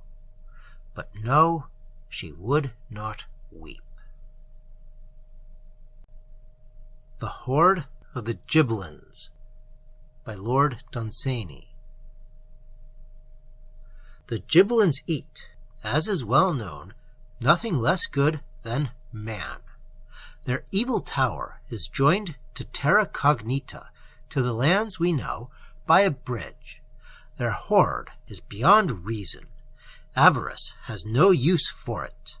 They have a separate cellar for emeralds and a separate cellar for sapphires. They have filled a hole with gold and dig it up when they need it. And the only use that is known for their ridiculous wealth is to attract to their larder a continual supply of food. In times of famine, they have even been known to scatter rubies abroad, a little trail of them, to some city of man, and sure enough, their larders would soon be full again. Their tower stands on the other side of that river known to Homer, Horus Okeanoio, as he called it, which surrounds the world. And where the river is narrow and fordable, the tower was built by the Biggelins' gluttonous sires, for they liked to see burglars rowing easily to their steps. Some nourishment that common soil has not, the huge trees drained there with their colossal roots from both banks of the river. There the Biggelins lived, and discreditably fed. Alderic, Knight of the Order of the City and the Assault, hereditary guardian of the king's peace of mind, a man not unremembered among the makers of myth, pondered so long upon the Biggelins' hoard that by now he deemed it his. Alas that I should say of so perilous a venture, undertaken at dead of night by a valorous man, that its motive was sheer avarice. Yet upon avarice only the Biggelins relied to keep their larders full, and once in every 100 years sent spies into the cities of men to see how avarice did, and always the spies returned again to the tower, saying that all was well. It may be thought that, as the years went on and men came to fearful ends on that tower's wall, fewer and fewer would come to the Biggelins' table, but the Biggelins found otherwise. Not in the folly and frivolity of his youth did Alderic come to the tower, but he studied carefully for several years the manner in which burglars met their doom when they went in search of the treasure that he considered his. In every case they had entered by the door. He consulted those who gave advice on this quest. He noted every detail and cheerfully paid their fees, and determined to do nothing that they advised, for what were their clients now? No more than examples of the savory art, mere half-forgotten memories of a meal, and many, perhaps, no longer even that. These were the requisites for the quest that these men used to advise: a horse, a boat, mail armor, and at least 3 men-at-arms. Some said, "Blow the horn at the tower door." Others said, "Do not touch it." Alderic thus decided. He would take no horse down to the river's edge, he would not row along it in a boat, and he would go alone, and by way of the forest unpassable. How pass, you may say, by the unpassable? This was his plan. There was a dragon he knew of, who, if peasants' prayers are heeded, deserved to die, not alone because of the number of maidens he cruelly slew, but because he was bad for the crops. He ravaged the very land, and was the bane of the dukedom. Now Alderic determined to go up against him, so he took horse and spear, and pricked till he met the dragon, and the dragon came out against him, breathing bitter smoke. And to him Alderic shouted, "Hath foul dragon ever slain true knight?" And well the dragon knew that this had never been, and he hung his head and was silent, for he was glutted with blood. "Then," said the knight, "if thou wouldst ever taste maiden's blood again, thou shalt be my trusty steed, and if not, by this spear there shall befall thee all that the troubadours tell of the dooms of thy breed." And the dragon did not open his ravening mouth, nor rush upon the knight, breathing out fire, for well he knew the fate of those who did these things. But he consented to the terms imposed, and swore to the knight to become his trusty steed. It was on a saddle upon the dragon's back that Alderic afterwards sailed above the unpassable forest, even above the tops of those measureless trees, children of wonder. But first he pondered that subtle plan of his, which was more profound than merely to avoid all that had been done before. And he commanded a blacksmith, and the blacksmith made him a pickaxe. Now there was great rejoicing at the rumor of Alderic's quest, for all folk knew that he was a cautious man, and they deemed that he would succeed and enrich the world, and they rubbed their hands in the cities at the thought of the largesse. And there was joy among all men in Alderic's country, except perchance among the lenders of money, who feared they would soon be paid. And there was rejoicing also, because men hoped that when the Gibelins were robbed of their hoard, they would shatter their high-built bridge, and break the golden chains that bound them to the world, and drift back, they and their tower, to the moon, from which they had come, and to which they rightly belonged. There was little love for the Gibelins, though all men envied their hoard. So they all cheered that day when he mounted his dragon, as though he was already a conqueror. And what pleased them more than the good that he hoped he would do to the world was that he scattered gold as he rode away, for he would not need it, he said, if he found the Gibelins' hoard, and he would not need it more if he smoked on the Gibelins' table. When they heard that he had rejected the advice of those that gave it, some said that the knight was mad, and others said he was greater than those that gave the advice, but none appreciated the worth of his plan. He reasoned thus. For centuries men had been well advised, and had gone by the cleverest way, while the Gibelins came to expect them to come by boat, and to look for them at the door whenever their larder was empty, even as a man looketh for a snipe in the marsh. But how, said Alderic, if a snipe should sit in the top of a tree, would men find him there? Assuredly never. So Alderic decided to swim the river, and not to go by the door, but to pick his way into the tower through the stone.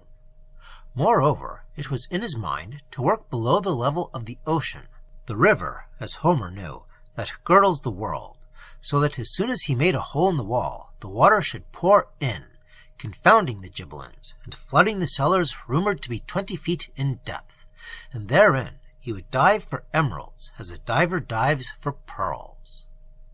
And on the day that I tell of, he galloped away from his home, scattering largesse of gold, as I have said, and passed through many kingdoms, the dragon snapping at maidens as he went, but being unable to eat them because of the bit in his mouth, and earning no gentler reward than a spear thrust where he was softest.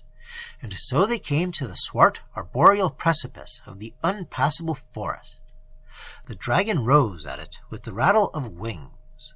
Many a farmer near the edge of the world saw him up there where yet the twilight lingered, a faint black wavering line, and mistaking him for a row of geese going inland from the ocean, went into their houses cheerily rubbing their hands and saying that winter was coming, and that we would soon have snow. Soon even there the twilight faded away, and when they descended at the edge of the world, it was night, and the moon was shining. Ocean, the ancient river, narrow and shallow there, flowed by and made no murmur. Whether the Gibelins banqueted or whether they watched by the door, they also made no murmur. And Alderic dismounted and took his armor off, and saying one prayer to his lady, swam with his pickaxe. He did not part from his sword, for fear that he met with a Gibelin. Landed the other side, he began to work at once, and all went well with him. Nothing put out its head from any window, and all were lighted, so that nothing within could see him in the dark.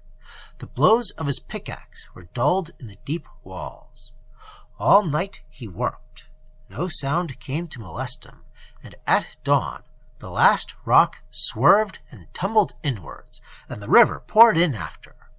Then Alderic took a stone and went to the bottom step, and hurled the stone at the door.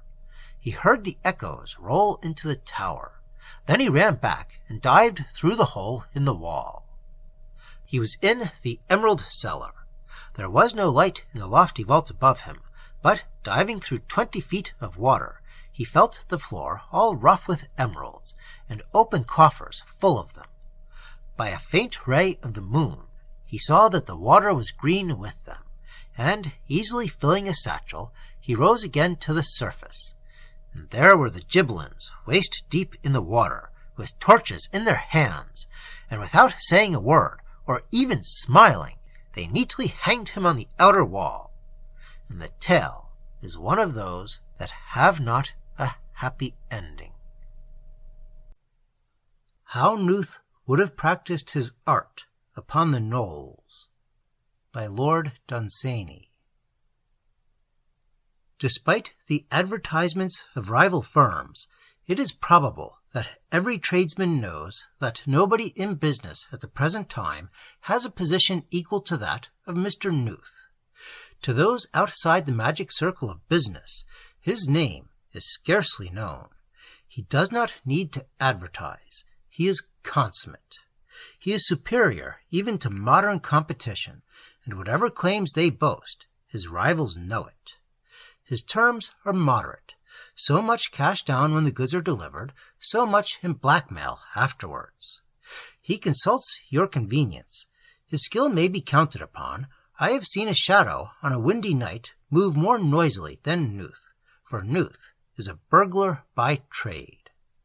Men have been known to stay in country houses and to send a dealer afterwards to bargain for a piece of tapestry that they saw there, some article of furniture, some picture. This is bad taste, but those whose culture is more elegant invariably send Nuth a night or two after their visit. He has a way with tapestry. You would scarcely notice that the edges had been cut, and often when I see some huge new house full of old furniture and portraits from other ages, I say to myself, these mouldering chairs, these full-length ancestors in carved mahogany, are the produce of the incomparable Nuth. It may be urged against my use of the word incomparable that in the burglary business the name of Slith stands paramount and alone, and of this I am not ignorant. But Slith is a classic, and lived long ago, and knew nothing at all of modern competition. Besides which, the surprising nature of his doom has possibly cast a glamour upon Slith that exaggerates in our eyes his undoubted merits. It must not be thought that I am any friend of Nuth's. On the contrary, such politics as I have are on the side of property, and he needs no words from me, for his position is almost unique in trade, being among the very few that do not need to advertise. At the time that my story begins, Nuth lived in a roomy house in Belgrave Square. In his inimitable way, he had made friends with the caretaker. The place suited Nuth, and whenever anyone came to inspect it before purchase, the caretaker used to praise the house in the words that Nuth had suggested. "If it wasn't for the drains," she would say, "it's the finest house in London." And when they pounced on this remark and asked questions about the drains, she would answer them that the drains also were good, but not so good as the house. They did not see Nuth when they went over the rooms, but Nuth was there. Here in a neat black dress on one spring morning came an old woman whose bonnet was lined with red, asking for Mr. Nuth, and with her came her large and awkward son. Mrs. Eggins, the caretaker, glanced up the street, and then she let them in, and left them to wait in the drawing-room amongst furniture all mysterious with sheets. For a long while they waited, and then there was a smell of pipe tobacco, and there was Nuth standing quite close to them.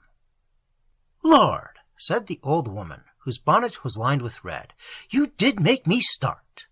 And then she saw by his eyes that that was not the way to speak to Mr. Nuth. And at last Nuth spoke, and very nervously the old woman explained that her son was a likely lad, and had been in business already, but wanted to better himself, and she wanted Mr. Nuth to teach him a livelihood. First of all, Nuth wanted to see a business reference, and when he was shown one from a jeweler with whom he happened to be hand in glove, the upshot of it was that he agreed to take young Tonker, for this was the surname of the likely lad, and to make him his apprentice. And the old woman, whose bonnet was lined with red, went back to her little cottage in the country, and every evening said to her old man, "Tonker, we must fasten the shutters of a night time, for Tommy's a burglar now." The details of the likely lad's apprenticeship I do not propose to give, for those that are in the business know those details already, and those that are in other businesses care only for their own, while men of leisure who have no trade at all would fail to appreciate the gradual degrees by which Tommy Tonker came first to cross bare boards covered with little obstacles in the dark without making any sound, and then go silently up creaky stairs, and then to open doors, and lastly to climb. Let it suffice that the business prospered greatly, while glowing reports of Tommy Tonker's progress were sent from time to time to the old woman, whose bonnet was lined with red, in the laborious handwriting of Nuth. Nuth had given up lessons in writing very early, for he seemed to have some prejudice against forgery, and therefore considered writing a waste of time.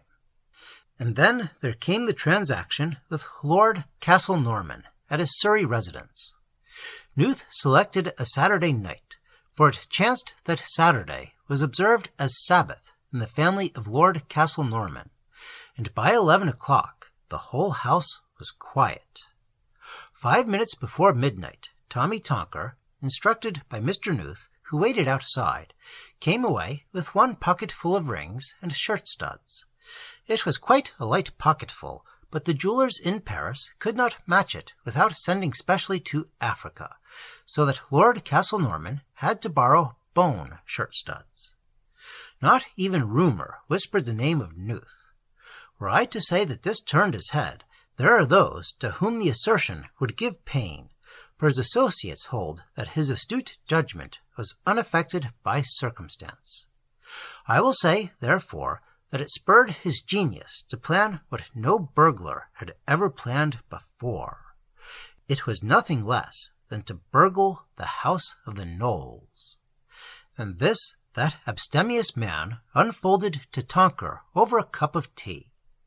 Had Tonker not been nearly insane with pride over the recent transaction, and had he not been blinded by a veneration for Nuth, he would have— but I cry over spilt milk. He expostulated respectfully. He said he would rather not go. He said it was not fair. He allowed himself to argue, and in the end, one windy October morning, with the menace in the air, found him and Nuth drawing near to the dreadful wood. Nuth, by weighing little emeralds against pieces of common rock, had ascertained the probable weight of those house ornaments that the Gnoles are believed to possess in the narrow, lofty house wherein they have dwelt from of old. They decided to steal 2 emeralds, and to carry them between them on a cloak, but if they should be too heavy, one must be dropped at once. Nuth warned young Tonker against greed, and explained that the emeralds were worth less than cheese until they were safe away from the dreadful wood. Everything had been planned, and they walked now in silence. No track led up the sinister gloom of the trees, either of men or cattle. Not even a poacher had been there snaring elves for over 100 years. You did not trespass twice in the dells of the Gnoles, and, apart from the things that were done there, the trees themselves were a warning, and did not wear the wholesome look of those that we plant ourselves. The nearest village was some miles away, with the backs of all its houses turned to the wood, and without one window at all facing in that direction. They did not speak of it there, and elsewhere it is unheard of. Into this wood stepped Nuth and Tommy Tonker. They had no firearms. Tonker had asked for a pistol, but Nuth replied that the sound of a shot would bring everything down on us, and no more was said about it. Into the wood they went all day, deeper and deeper. They saw the skeleton of some early Georgian poacher nailed to a door in an oak tree. Sometimes they saw a fairy scuttle away from them. Once Tonker stepped heavily on a hard, dry stick, after which they both lay still for 20 minutes. And the sunset flared full of omens through the tree trunks, and night fell, and they came by fitful starlight, as Nuth had foreseen, to that lean, high house where the Gnoles so secretly dwelt. All was so silent by that unvalued house that the faded courage of Tonker flickered up, but to Nuth's experienced sense it seemed too silent. And all the while there was that look in the sky that was worse than a spoken doom, so that Nuth, as is often the case when men are in doubt, had leisure to fear the worst. Nevertheless, he did not abandon the business, but sent the likely lad with the instruments of his trade by means of the ladder to the old green casement. In the moment that Tonker touched the withered boards, the silence that, though ominous, was earthly, became unearthly, like the touch of a ghoul. And Tonker heard his breath offending against that silence, and his heart was like mad drums in a night attack, and a string of one of his sandals went tap on a rung of a ladder, and the leaves of the forest were mute, and the breeze of the night was still. And Tonker prayed that a mouse or a mole might make any noise at all, but not a creature stirred. Even Nuth was still. And then and there, while yet he was undiscovered, the likely lad made up his mind, as he should have done long before, to leave those colossal emeralds where they were, and have nothing further to do with the lean high house of the Gnoles, but to quit this sinister wood in the nick of time, and retire from business at once, and buy a place in the country. Then he descended softly, and beckoned to Nuth. But the Gnoles had watched him through knavish holes that they bore in trunks of the trees, and the unearthly silence gave way, as it were with a grace, to the rapid screams of Tonker as they picked him up from behind, screams that came faster and faster until they were incoherent, and where they took him it is not good to ask, and what they did with him I shall not say. Nuth looked on for a while from the corner of the house, with a mild surprise on his face as he rubbed his chin, for the trick of the holes in the trees was new to him. Then he stole nimbly away through the dreadful wood. And did they catch Nuth, you ask me, gentle reader? Oh no, my child, for such a question is childish. Nobody ever catches Nuth. How one came, as was foretold, to the city of Never, by Lord Dunsany. The child that played about the terraces and gardens in sight of the Surrey hills never knew that it was he that should come to the ultimate city, never knew that he should see the underpits, the barbicans, and the holy minarets of the mightiest city known. I think of him now as a child, with a little red watering can, going about the gardens on a summer's day that lit the warm south country, his imagination delighted with all the tales of quite little adventures, and all the while there was reserved for him that feat at which men wonder. Looking in other directions, away from the Surrey hills, through all his infancy he saw that precipice that, wall above wall and mountain above mountain, stands at the edge of the world, and in perpetual twilight alone, with the moon and the sun, holds up the inconceivable city of Never. To tread its streets he was destined. Prophecy knew it. He had the magic halter, and a worn old rope it was. An old wayfaring woman had given it to him. It had the power to hold any animal whose race had never known captivity, such as the unicorn, the hippogriff Pegasus, dragons and wyverns. But with a lion, giraffe, camel, or horse it was useless. How often we have seen that city of Never, that marvel of the nations, not when it is night in the world, and we can see no further than the stars, not when the sun is shining where we dwell, dazzling our eyes, but when the sun is set on some stormy days, all at once repentant at evening, and those glittering cliffs reveal themselves, which we almost take to be clouds, and it is twilight with us as it is forever with them. Then on their gleaming summits we see those golden domes that overpeer the edges of the world, and seem to dance with dignity and calm in that gentle light of evening that is wonder's native haunt. Then does the city of Never, unvisited and afar, look along at her sister the world. It had been prophesied that he should come there. They knew it when the pebbles were being made, and before the isles of coral were given unto the sea. And thus the prophecy came unto fulfillment, and passed into history. And so at length to oblivion, out of which I drag it as it goes floating by, into which I shall one day tumble. The hippogriffs dance before dawn in the upper air. Long before sunrise flashes upon our lawns, they go to glitter in light that has not yet come to the world.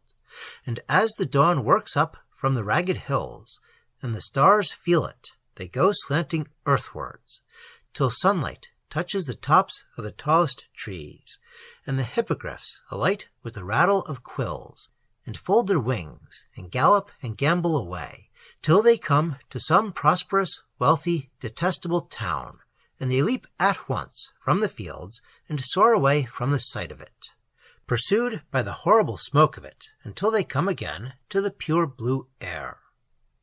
He whom the prophecy had named from of old to come to the city of Never went down one midnight with his magic halter to a lakeside where the hippogriffs alighted at dawn, for the turf was soft there, and they could gallop far before they came to a town. And there he waited, hidden near their hoof-marks. And the stars paled a little and grew indistinct, but there were no other signs as yet of the dawn, when there appeared, far up in the deeps of night, 2 little saffron specks. Then 4 and 5. It was the hippogriffs, dancing and twirling around in the sun. Another flock joined them. There were 12 of them now. They danced there, flashing their colors back to the sun, They descended in wide curves, slowly. Trees down on earth revealed against the sky, jet black each delicate twig. A star disappeared from a cluster, now another, and dawn came on like music, like a new song. Ducks shot by to the lake from still dark fields of corn. Far voices uttered, a color grew upon water, and still the hippogriffs gloried in the light, reveling up in the sky. But when pigeons stirred on the branches, and the first small bird was abroad, and little coots from the rushes ventured to peer about, then there came down on a sudden, with a thunder of feathers, the hippogriffs. And as they landed from their celestial heights, all bathed with the day's first sunlight, the man whose destiny it was from of old to come to the city of Never sprang up and caught the last with the magic halter. It plunged, but could not escape it, for the hippogriffs are of the uncaptured races, and magic has power over the magical. So the man mounted it, and it soared again for the heights whence it had come, as a wounded beast goes home. But when they came to the heights, that venturous rider saw huge and fair to the left of him the destined city of Never, and he beheld the towers of Lel and Lek, Nerib and Akathuma, and the cliffs of Toldenarbra, a-glistening in the twilight like an alabaster statue of the evening. Towards them he wrenched the halter, towards Toldenarbra and the underpits. The wings of the hippogriff roared as the halter turned him. Of the underpits who shall tell? Their mystery is secret. It is held by some that they are the sources of night, and that darkness pours from them at evening upon the world, while others hint that knowledge of these might undo our civilization. There watched him ceaselessly from the underpits those eyes whose duty it is. From further within and deeper, the bats that dwell there arose when they saw the surprise in the eyes. The sentinels on the bulwarks beheld that stream of bats, and lifted up their spears, as it were, for war. Nevertheless, when they perceived that the war for which they watched was not now come upon them, they lowered their spears and suffered him to enter. And he passed, whirring through the earthward gateway. Even so he came, as foretold, to the city of Never, perched upon Toldenarbra, and saw late twilight on those pinnacles that know no other light. All the domes were of copper, but the spires on their summits were gold. Little steps of onyx ran all this way and that. With cobbled agates were its streets a glory. Through small square panes of rose quartz the citizens looked from their houses. To them, as they looked abroad, the world far off seemed happy. Clad though that city was in one robe always, in twilight, yet was its beauty worthy of even so lovely a wonder. City and twilight, both were peerless but for each other. Built of a stone unknown in the world we tread were its bastions, quarried we know not where, but called by the gnomes abex.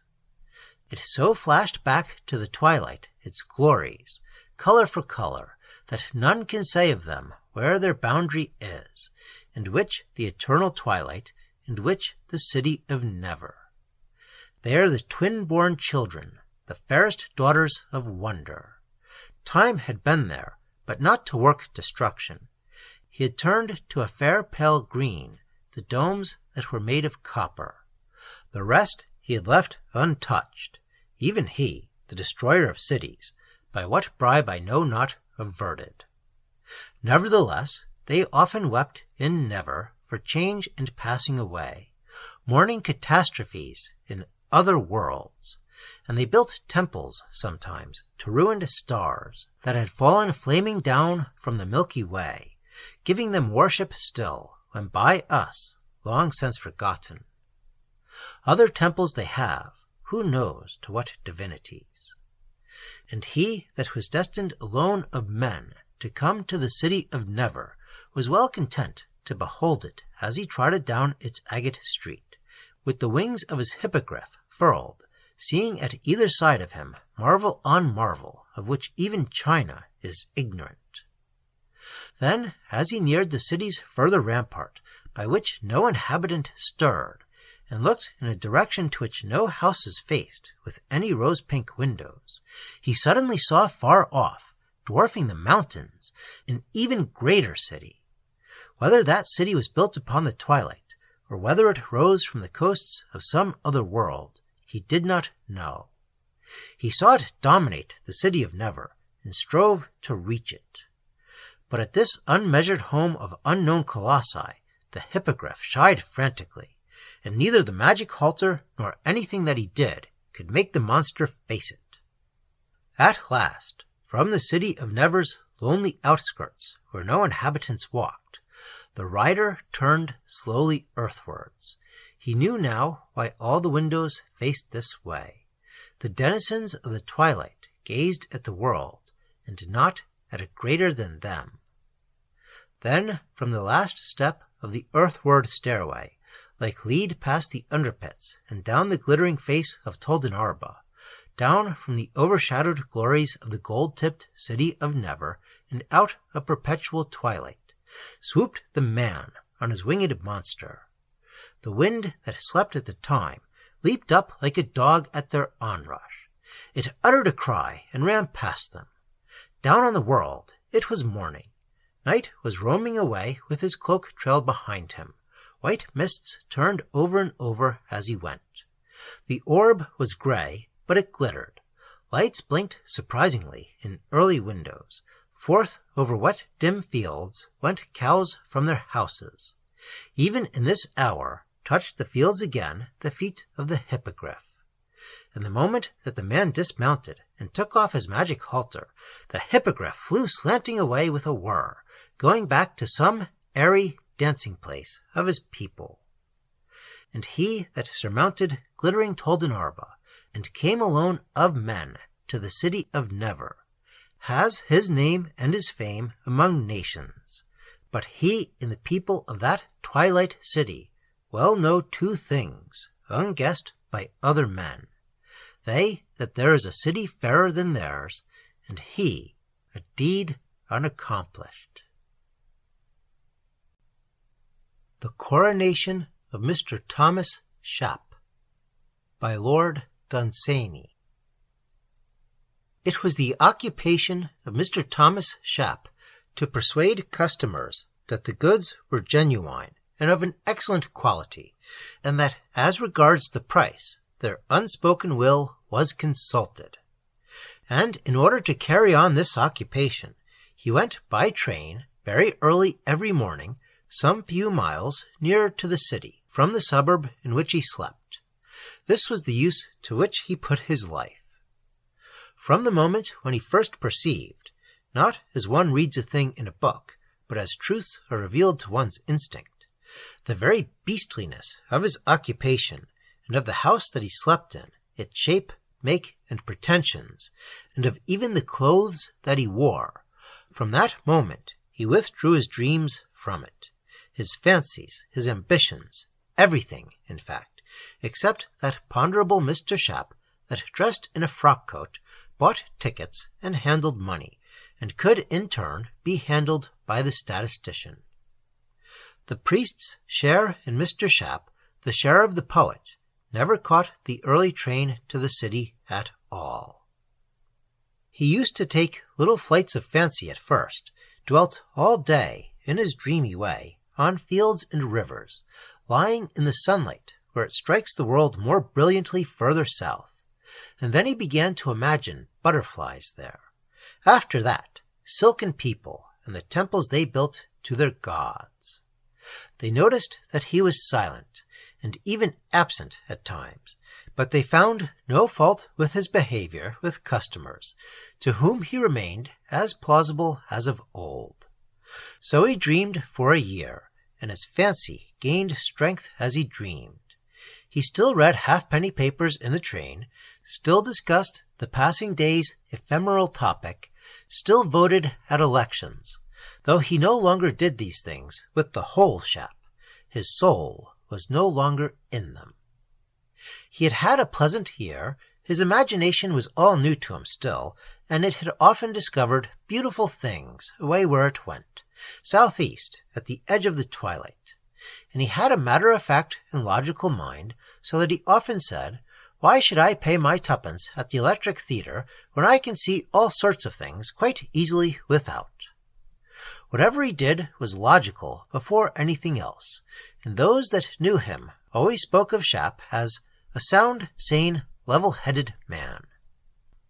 On far the most important day of his life, he went as usual to town by the early train to sell plausible articles to customers, while the spiritual Shap roamed off to fanciful lands. As he walked from the station, dreamy but wide awake, it suddenly struck him that the real Shap was not the one walking to business in black and ugly clothes, but he who roamed along a jungle's edge near the ramparts of an old and eastern city that rose up sheer from the sand, and against which the desert lapped with one eternal wave. He used to fancy the name of that city was Larkar. After all, the fancy is as real as the body, he said, with perfect logic. It was a dangerous theory. For that other life that he led, he realized, as in business, the importance and value of method. He did not let his fancy roam too far until it perfectly knew its first surroundings. Particularly, he avoided the jungle. He was not afraid to meet a tiger there. After all, it was not real, but stranger things might crouch there. Slowly, he built up Larkar, rampart by rampart, towers for archers, gateway of brass, and all.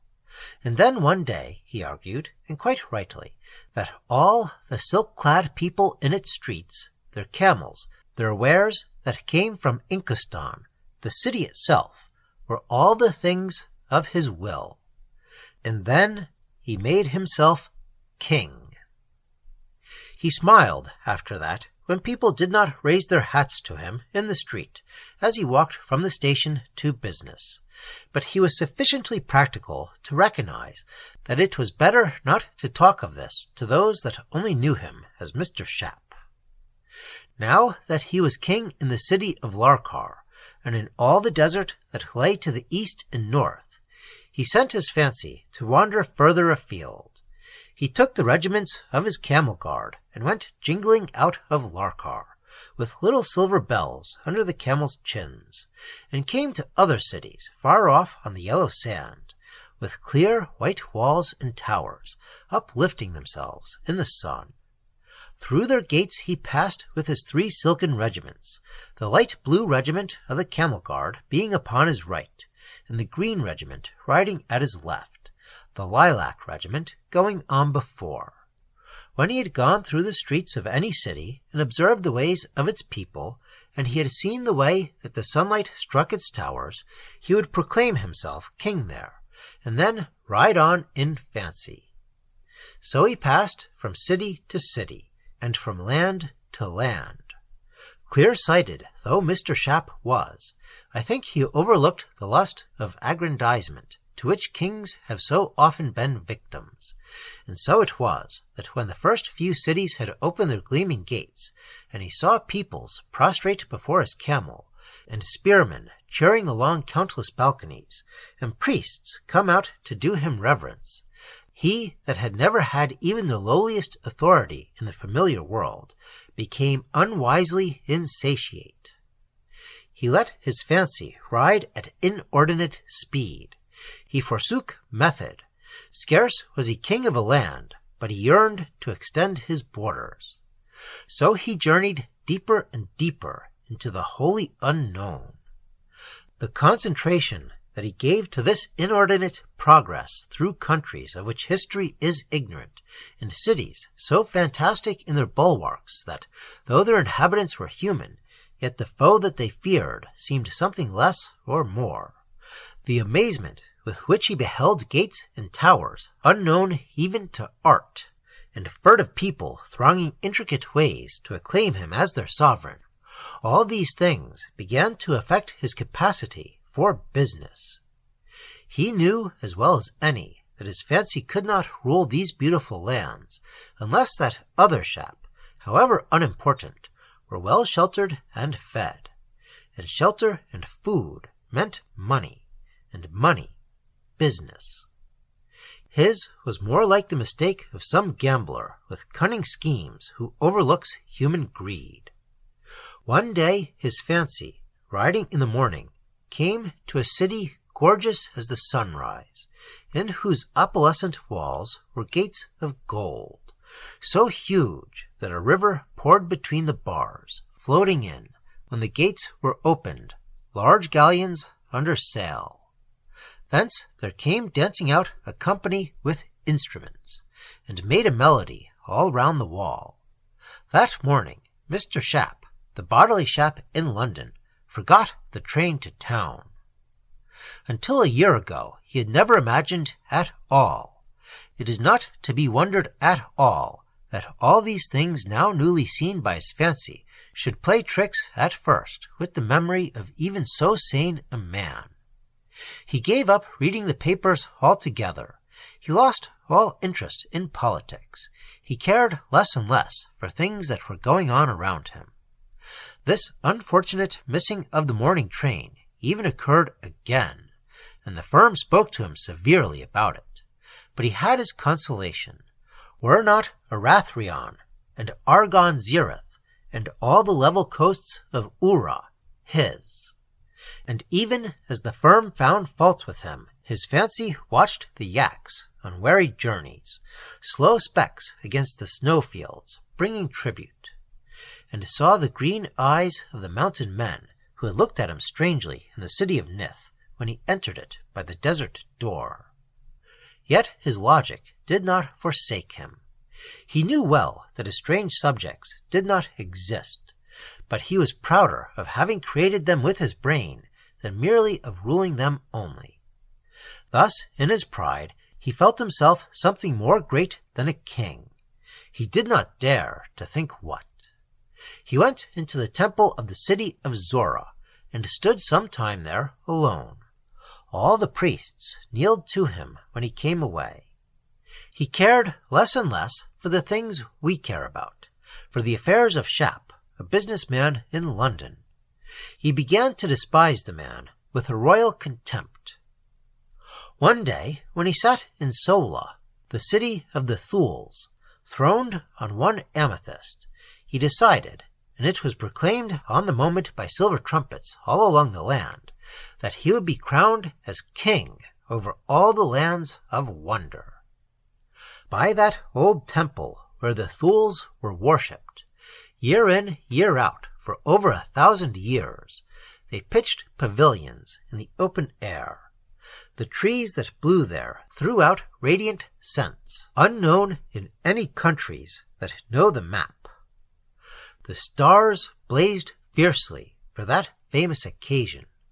A fountain hurled up, clattering ceaselessly into the air, armfuls on armfuls of diamonds. A deep hush waited for the golden trumpets. The holy coronation night was come. At the top of those old worn steps, going down we know not whither, stood the king in the emerald and amethyst cloak, the ancient garb of the Thuls. Beside him lay that Sphinx that for the last few weeks had advised him in his affairs.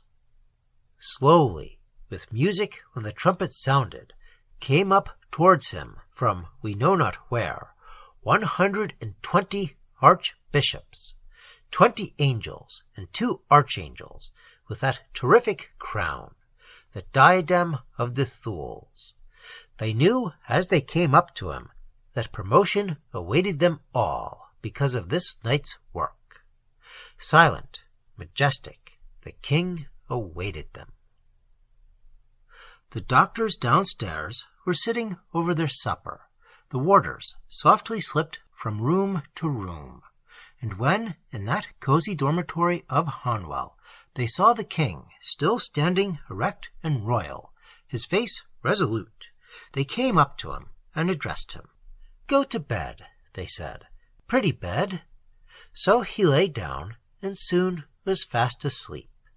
The great day was over. Chu-bu and Sheemish by Lord Dunsany. It was the custom on Tuesdays in the temple of Chu-bu for the priests to enter at evening and chant, "There is none but Chu-bu." And all the people rejoiced and cried out, "There is none but Chu-bu." And honey was offered to Chu-bu, and maize and fat. Thus he was magnified. Chu-bu was an idol of some antiquity, as may be seen from the color of the wood. He had been carved out of mahogany, and after he was carved, he had been polished. Then they had set him up on the diorite pedestal with the brazier in front of it for burning spices and the flat gold plates for fat. Thus they worshipped Chu-bu.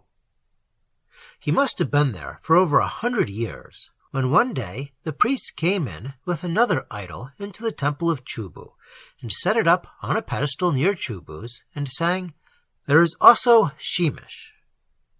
And all the people rejoiced and cried out, "There is also Sheemish." Sheemish was palpably a modern idol, and although the wood was stained with a dark red dye, you could see that he had only just been carved. And honey was offered to Sheemish, as well as Chu-bu, and also maize and fat. The fury of Chu-bu knew no time limit. He was furious all that night, and next day he was furious still.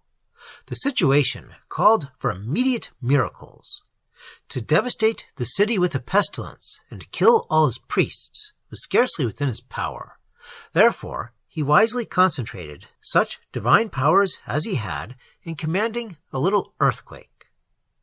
"Thus," thought Chu-bu, "will I reassert myself as the only god, and men shall spit upon Sheemish." Chu-bu willed it, and still no earthquake came. When suddenly he was aware that the hated Sheemish was daring to attempt a miracle too. He ceased to busy himself about the earthquake and listened, or shall I say, felt, for what Sheemish was thinking. For gods are aware of what passes in the mind by a sense that is other than any of our five. Sheemish was trying to make an earthquake too. The new god's motive was probably to assert himself. I doubt if Chu-bu understood or cared for his motive. It was sufficient for an idol already aflame with jealousy that his detestable rival was on the verge of a miracle. All the power of Chu-bu veered round at once and set dead against an earthquake, even a little one. It was thus in the temple of Chu-bu for some time, and then no earthquake came. To be a god and to fail to achieve a miracle is a despairing sensation.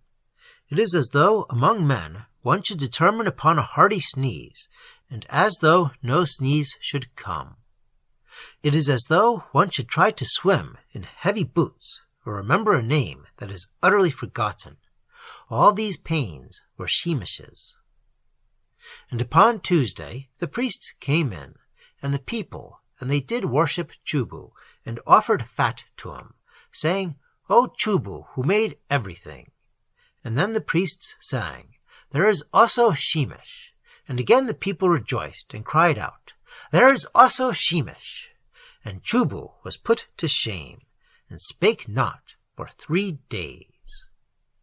Now there were holy birds in the temple of Chu-bu, and when the 3rd day was come, and the night thereof, it was, as it were, revealed to the mind of Chu-bu that there was dirt upon the head of Sheemish. And Chu-bu spake unto Sheemish as speak the gods, moving no lips, nor yet disturbing the silence, saying, "There is dirt upon thy head, O Sheemish." All night long he muttered again and again, "There is dirt upon Sheemish's head." And when it was dawn, and voices were heard far off, Chu-bu became exultant with earth's awakening things, and cried out till the sun was high, "Dirt, Dirt, dirt upon the head of Sheemish. And at noon he said, so Sheemish would be a god. Thus was Sheemish confounded.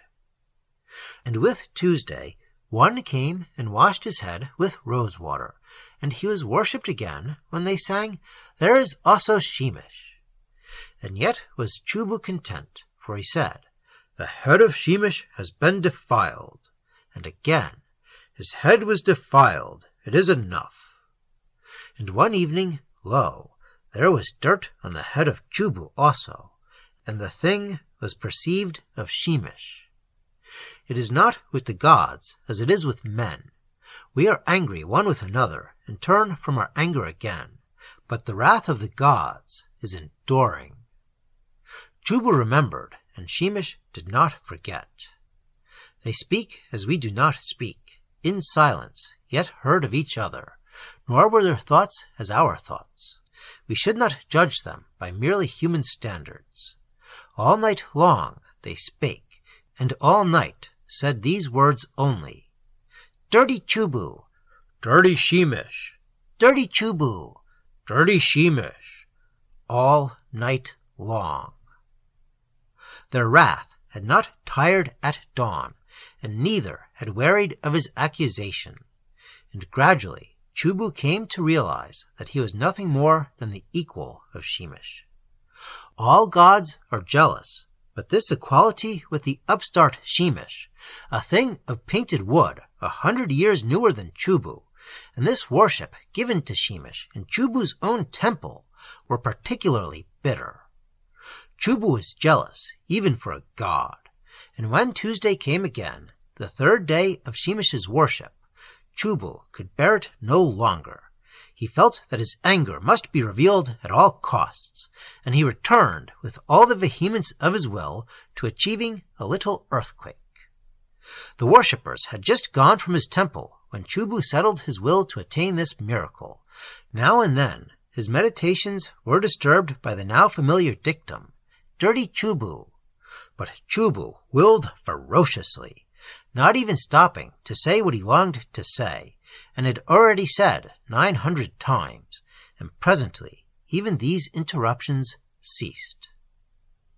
They ceased because Sheemish had returned to a project that he had never definitely abandoned, the desire to assert himself and exalt himself over Chu-bu by performing a miracle.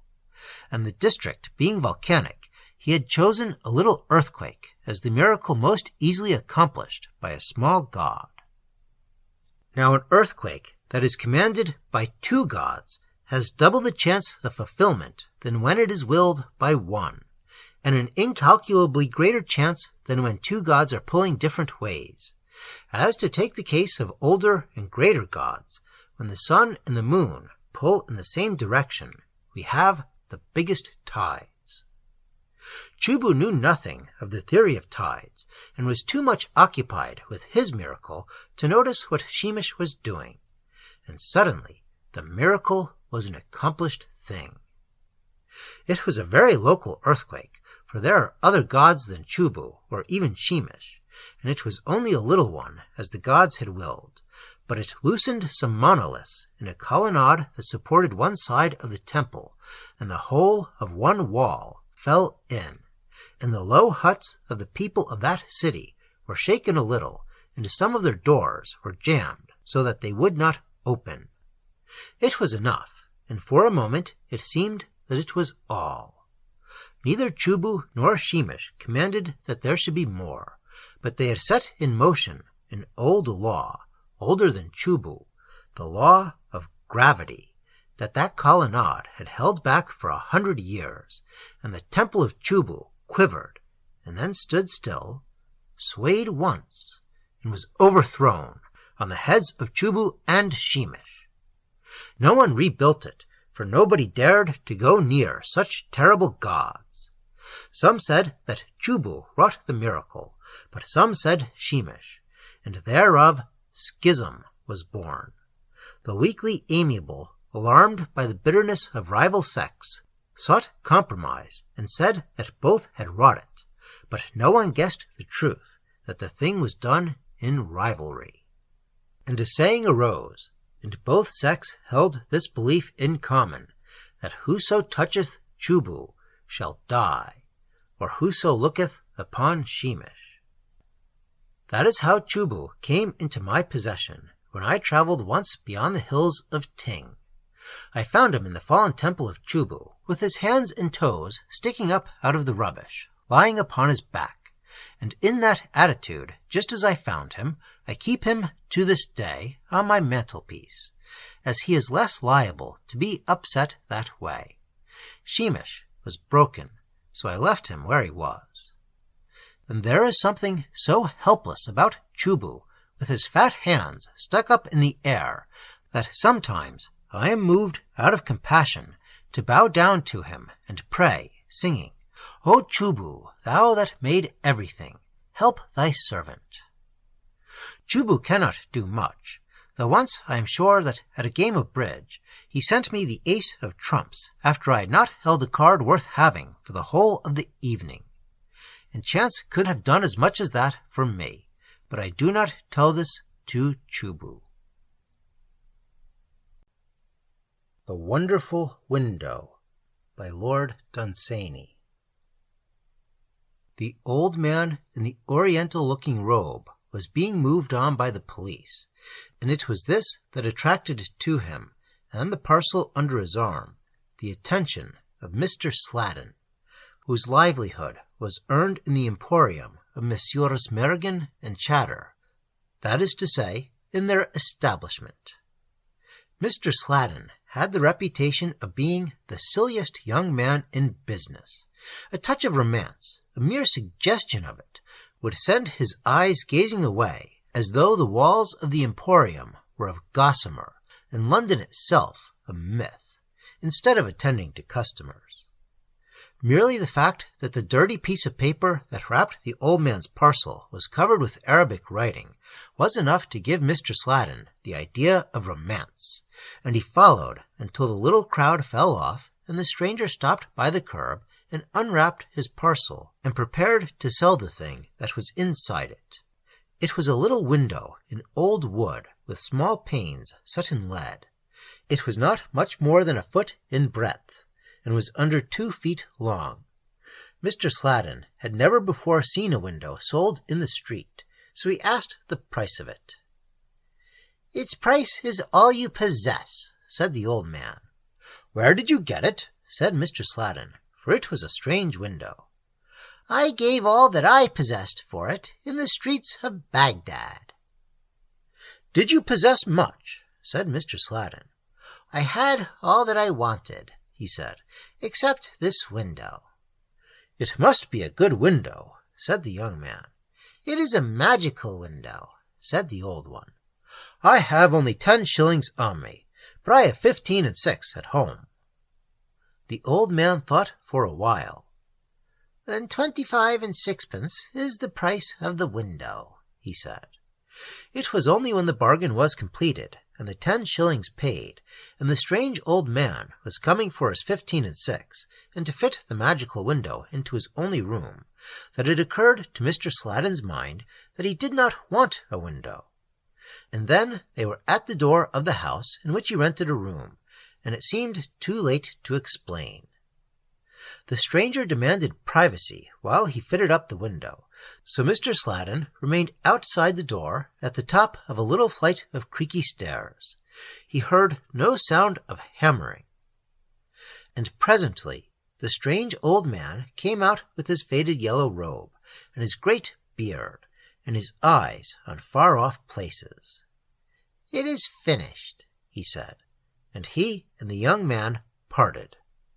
And whether he remained a spot of color and an anachronism in London, or whether he ever came again to Baghdad, and what dark hands kept on the circulation of his 25 and 6, Mr. Sladen never knew.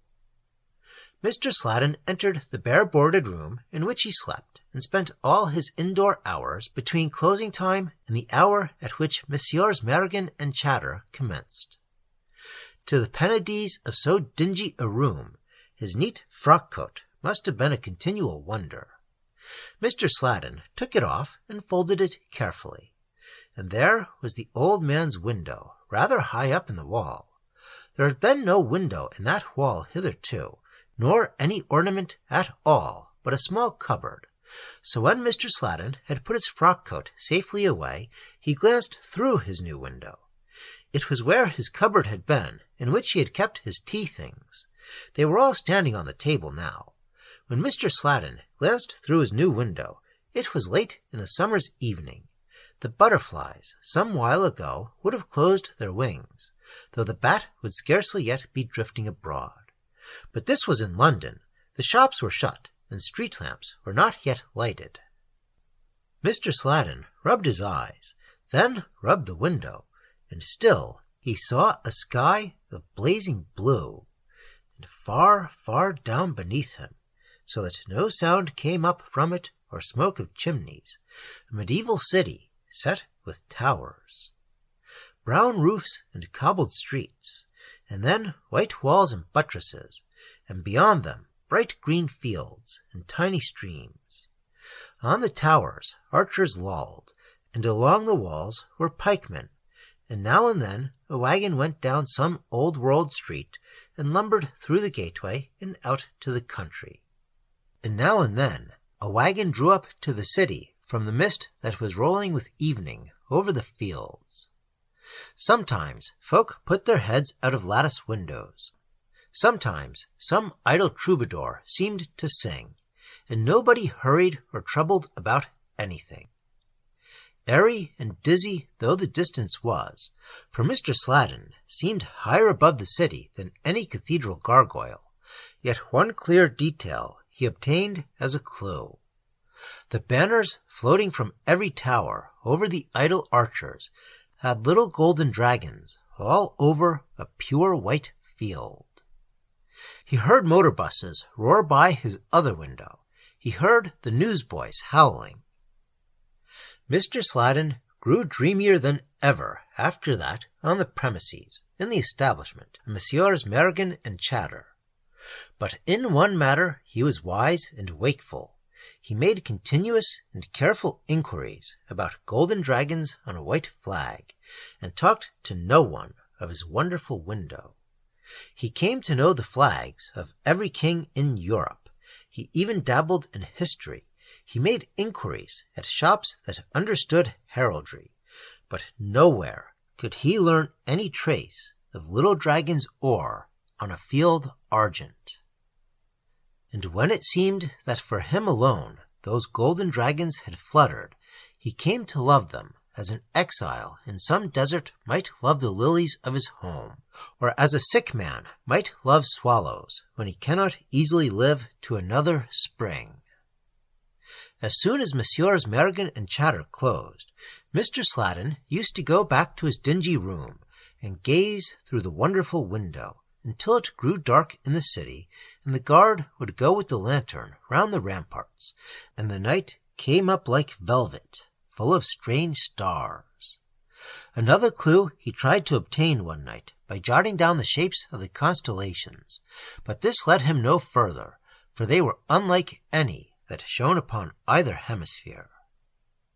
Each day, as soon as he woke, he went first to the wonderful window, and there was the city, diminutive in the distance, all shining in the morning, and the golden dragons dancing in the sun, and the archers stretching themselves or swinging their arms on the tops of the windy towers.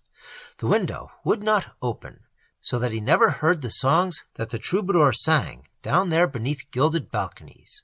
He did not even hear the belfry's chimes, though he saw the jackdaws routed every hour from their homes. And the first thing that he always did was to cast his eye round all the little towers that rose up from the ramparts, to see that the little golden dragons were flying there on their flags.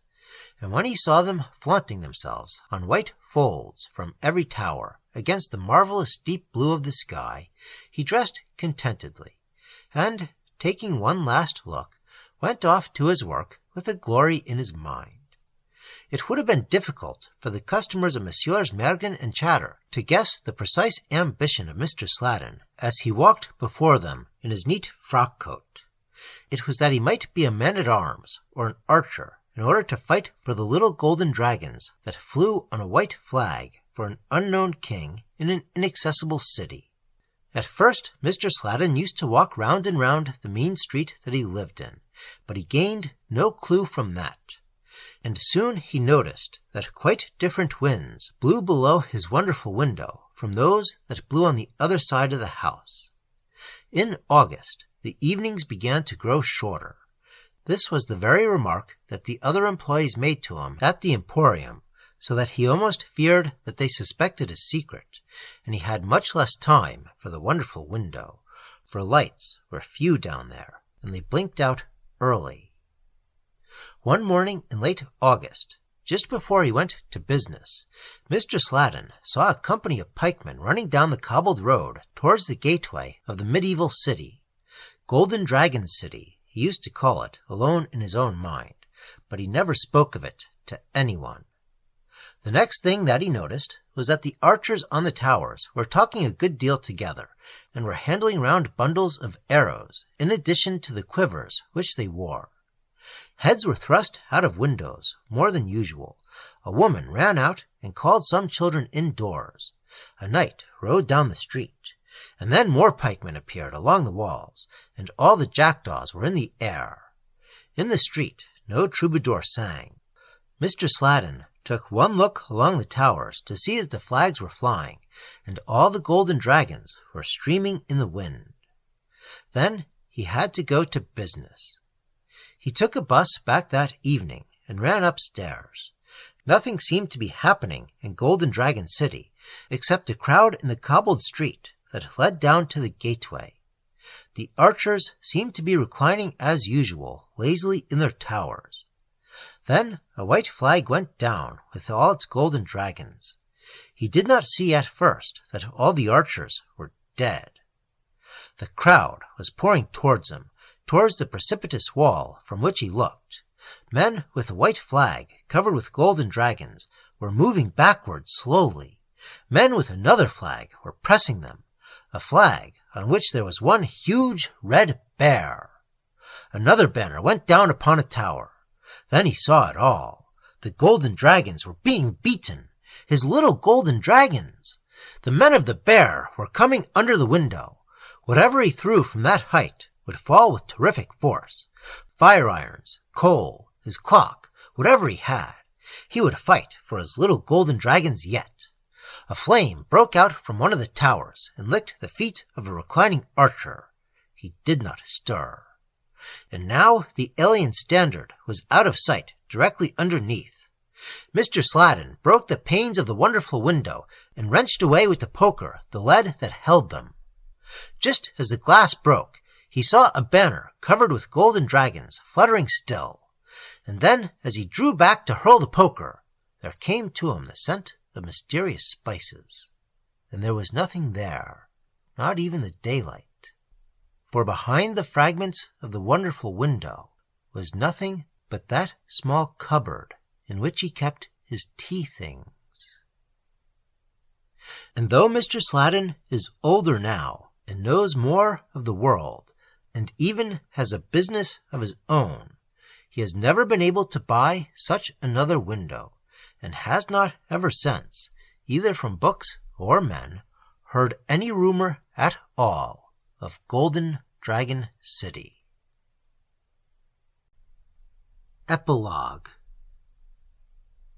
Here the 14th episode of the Book of Wonder endeth, and here the relating of the chronicles of little adventures at the edge of the world.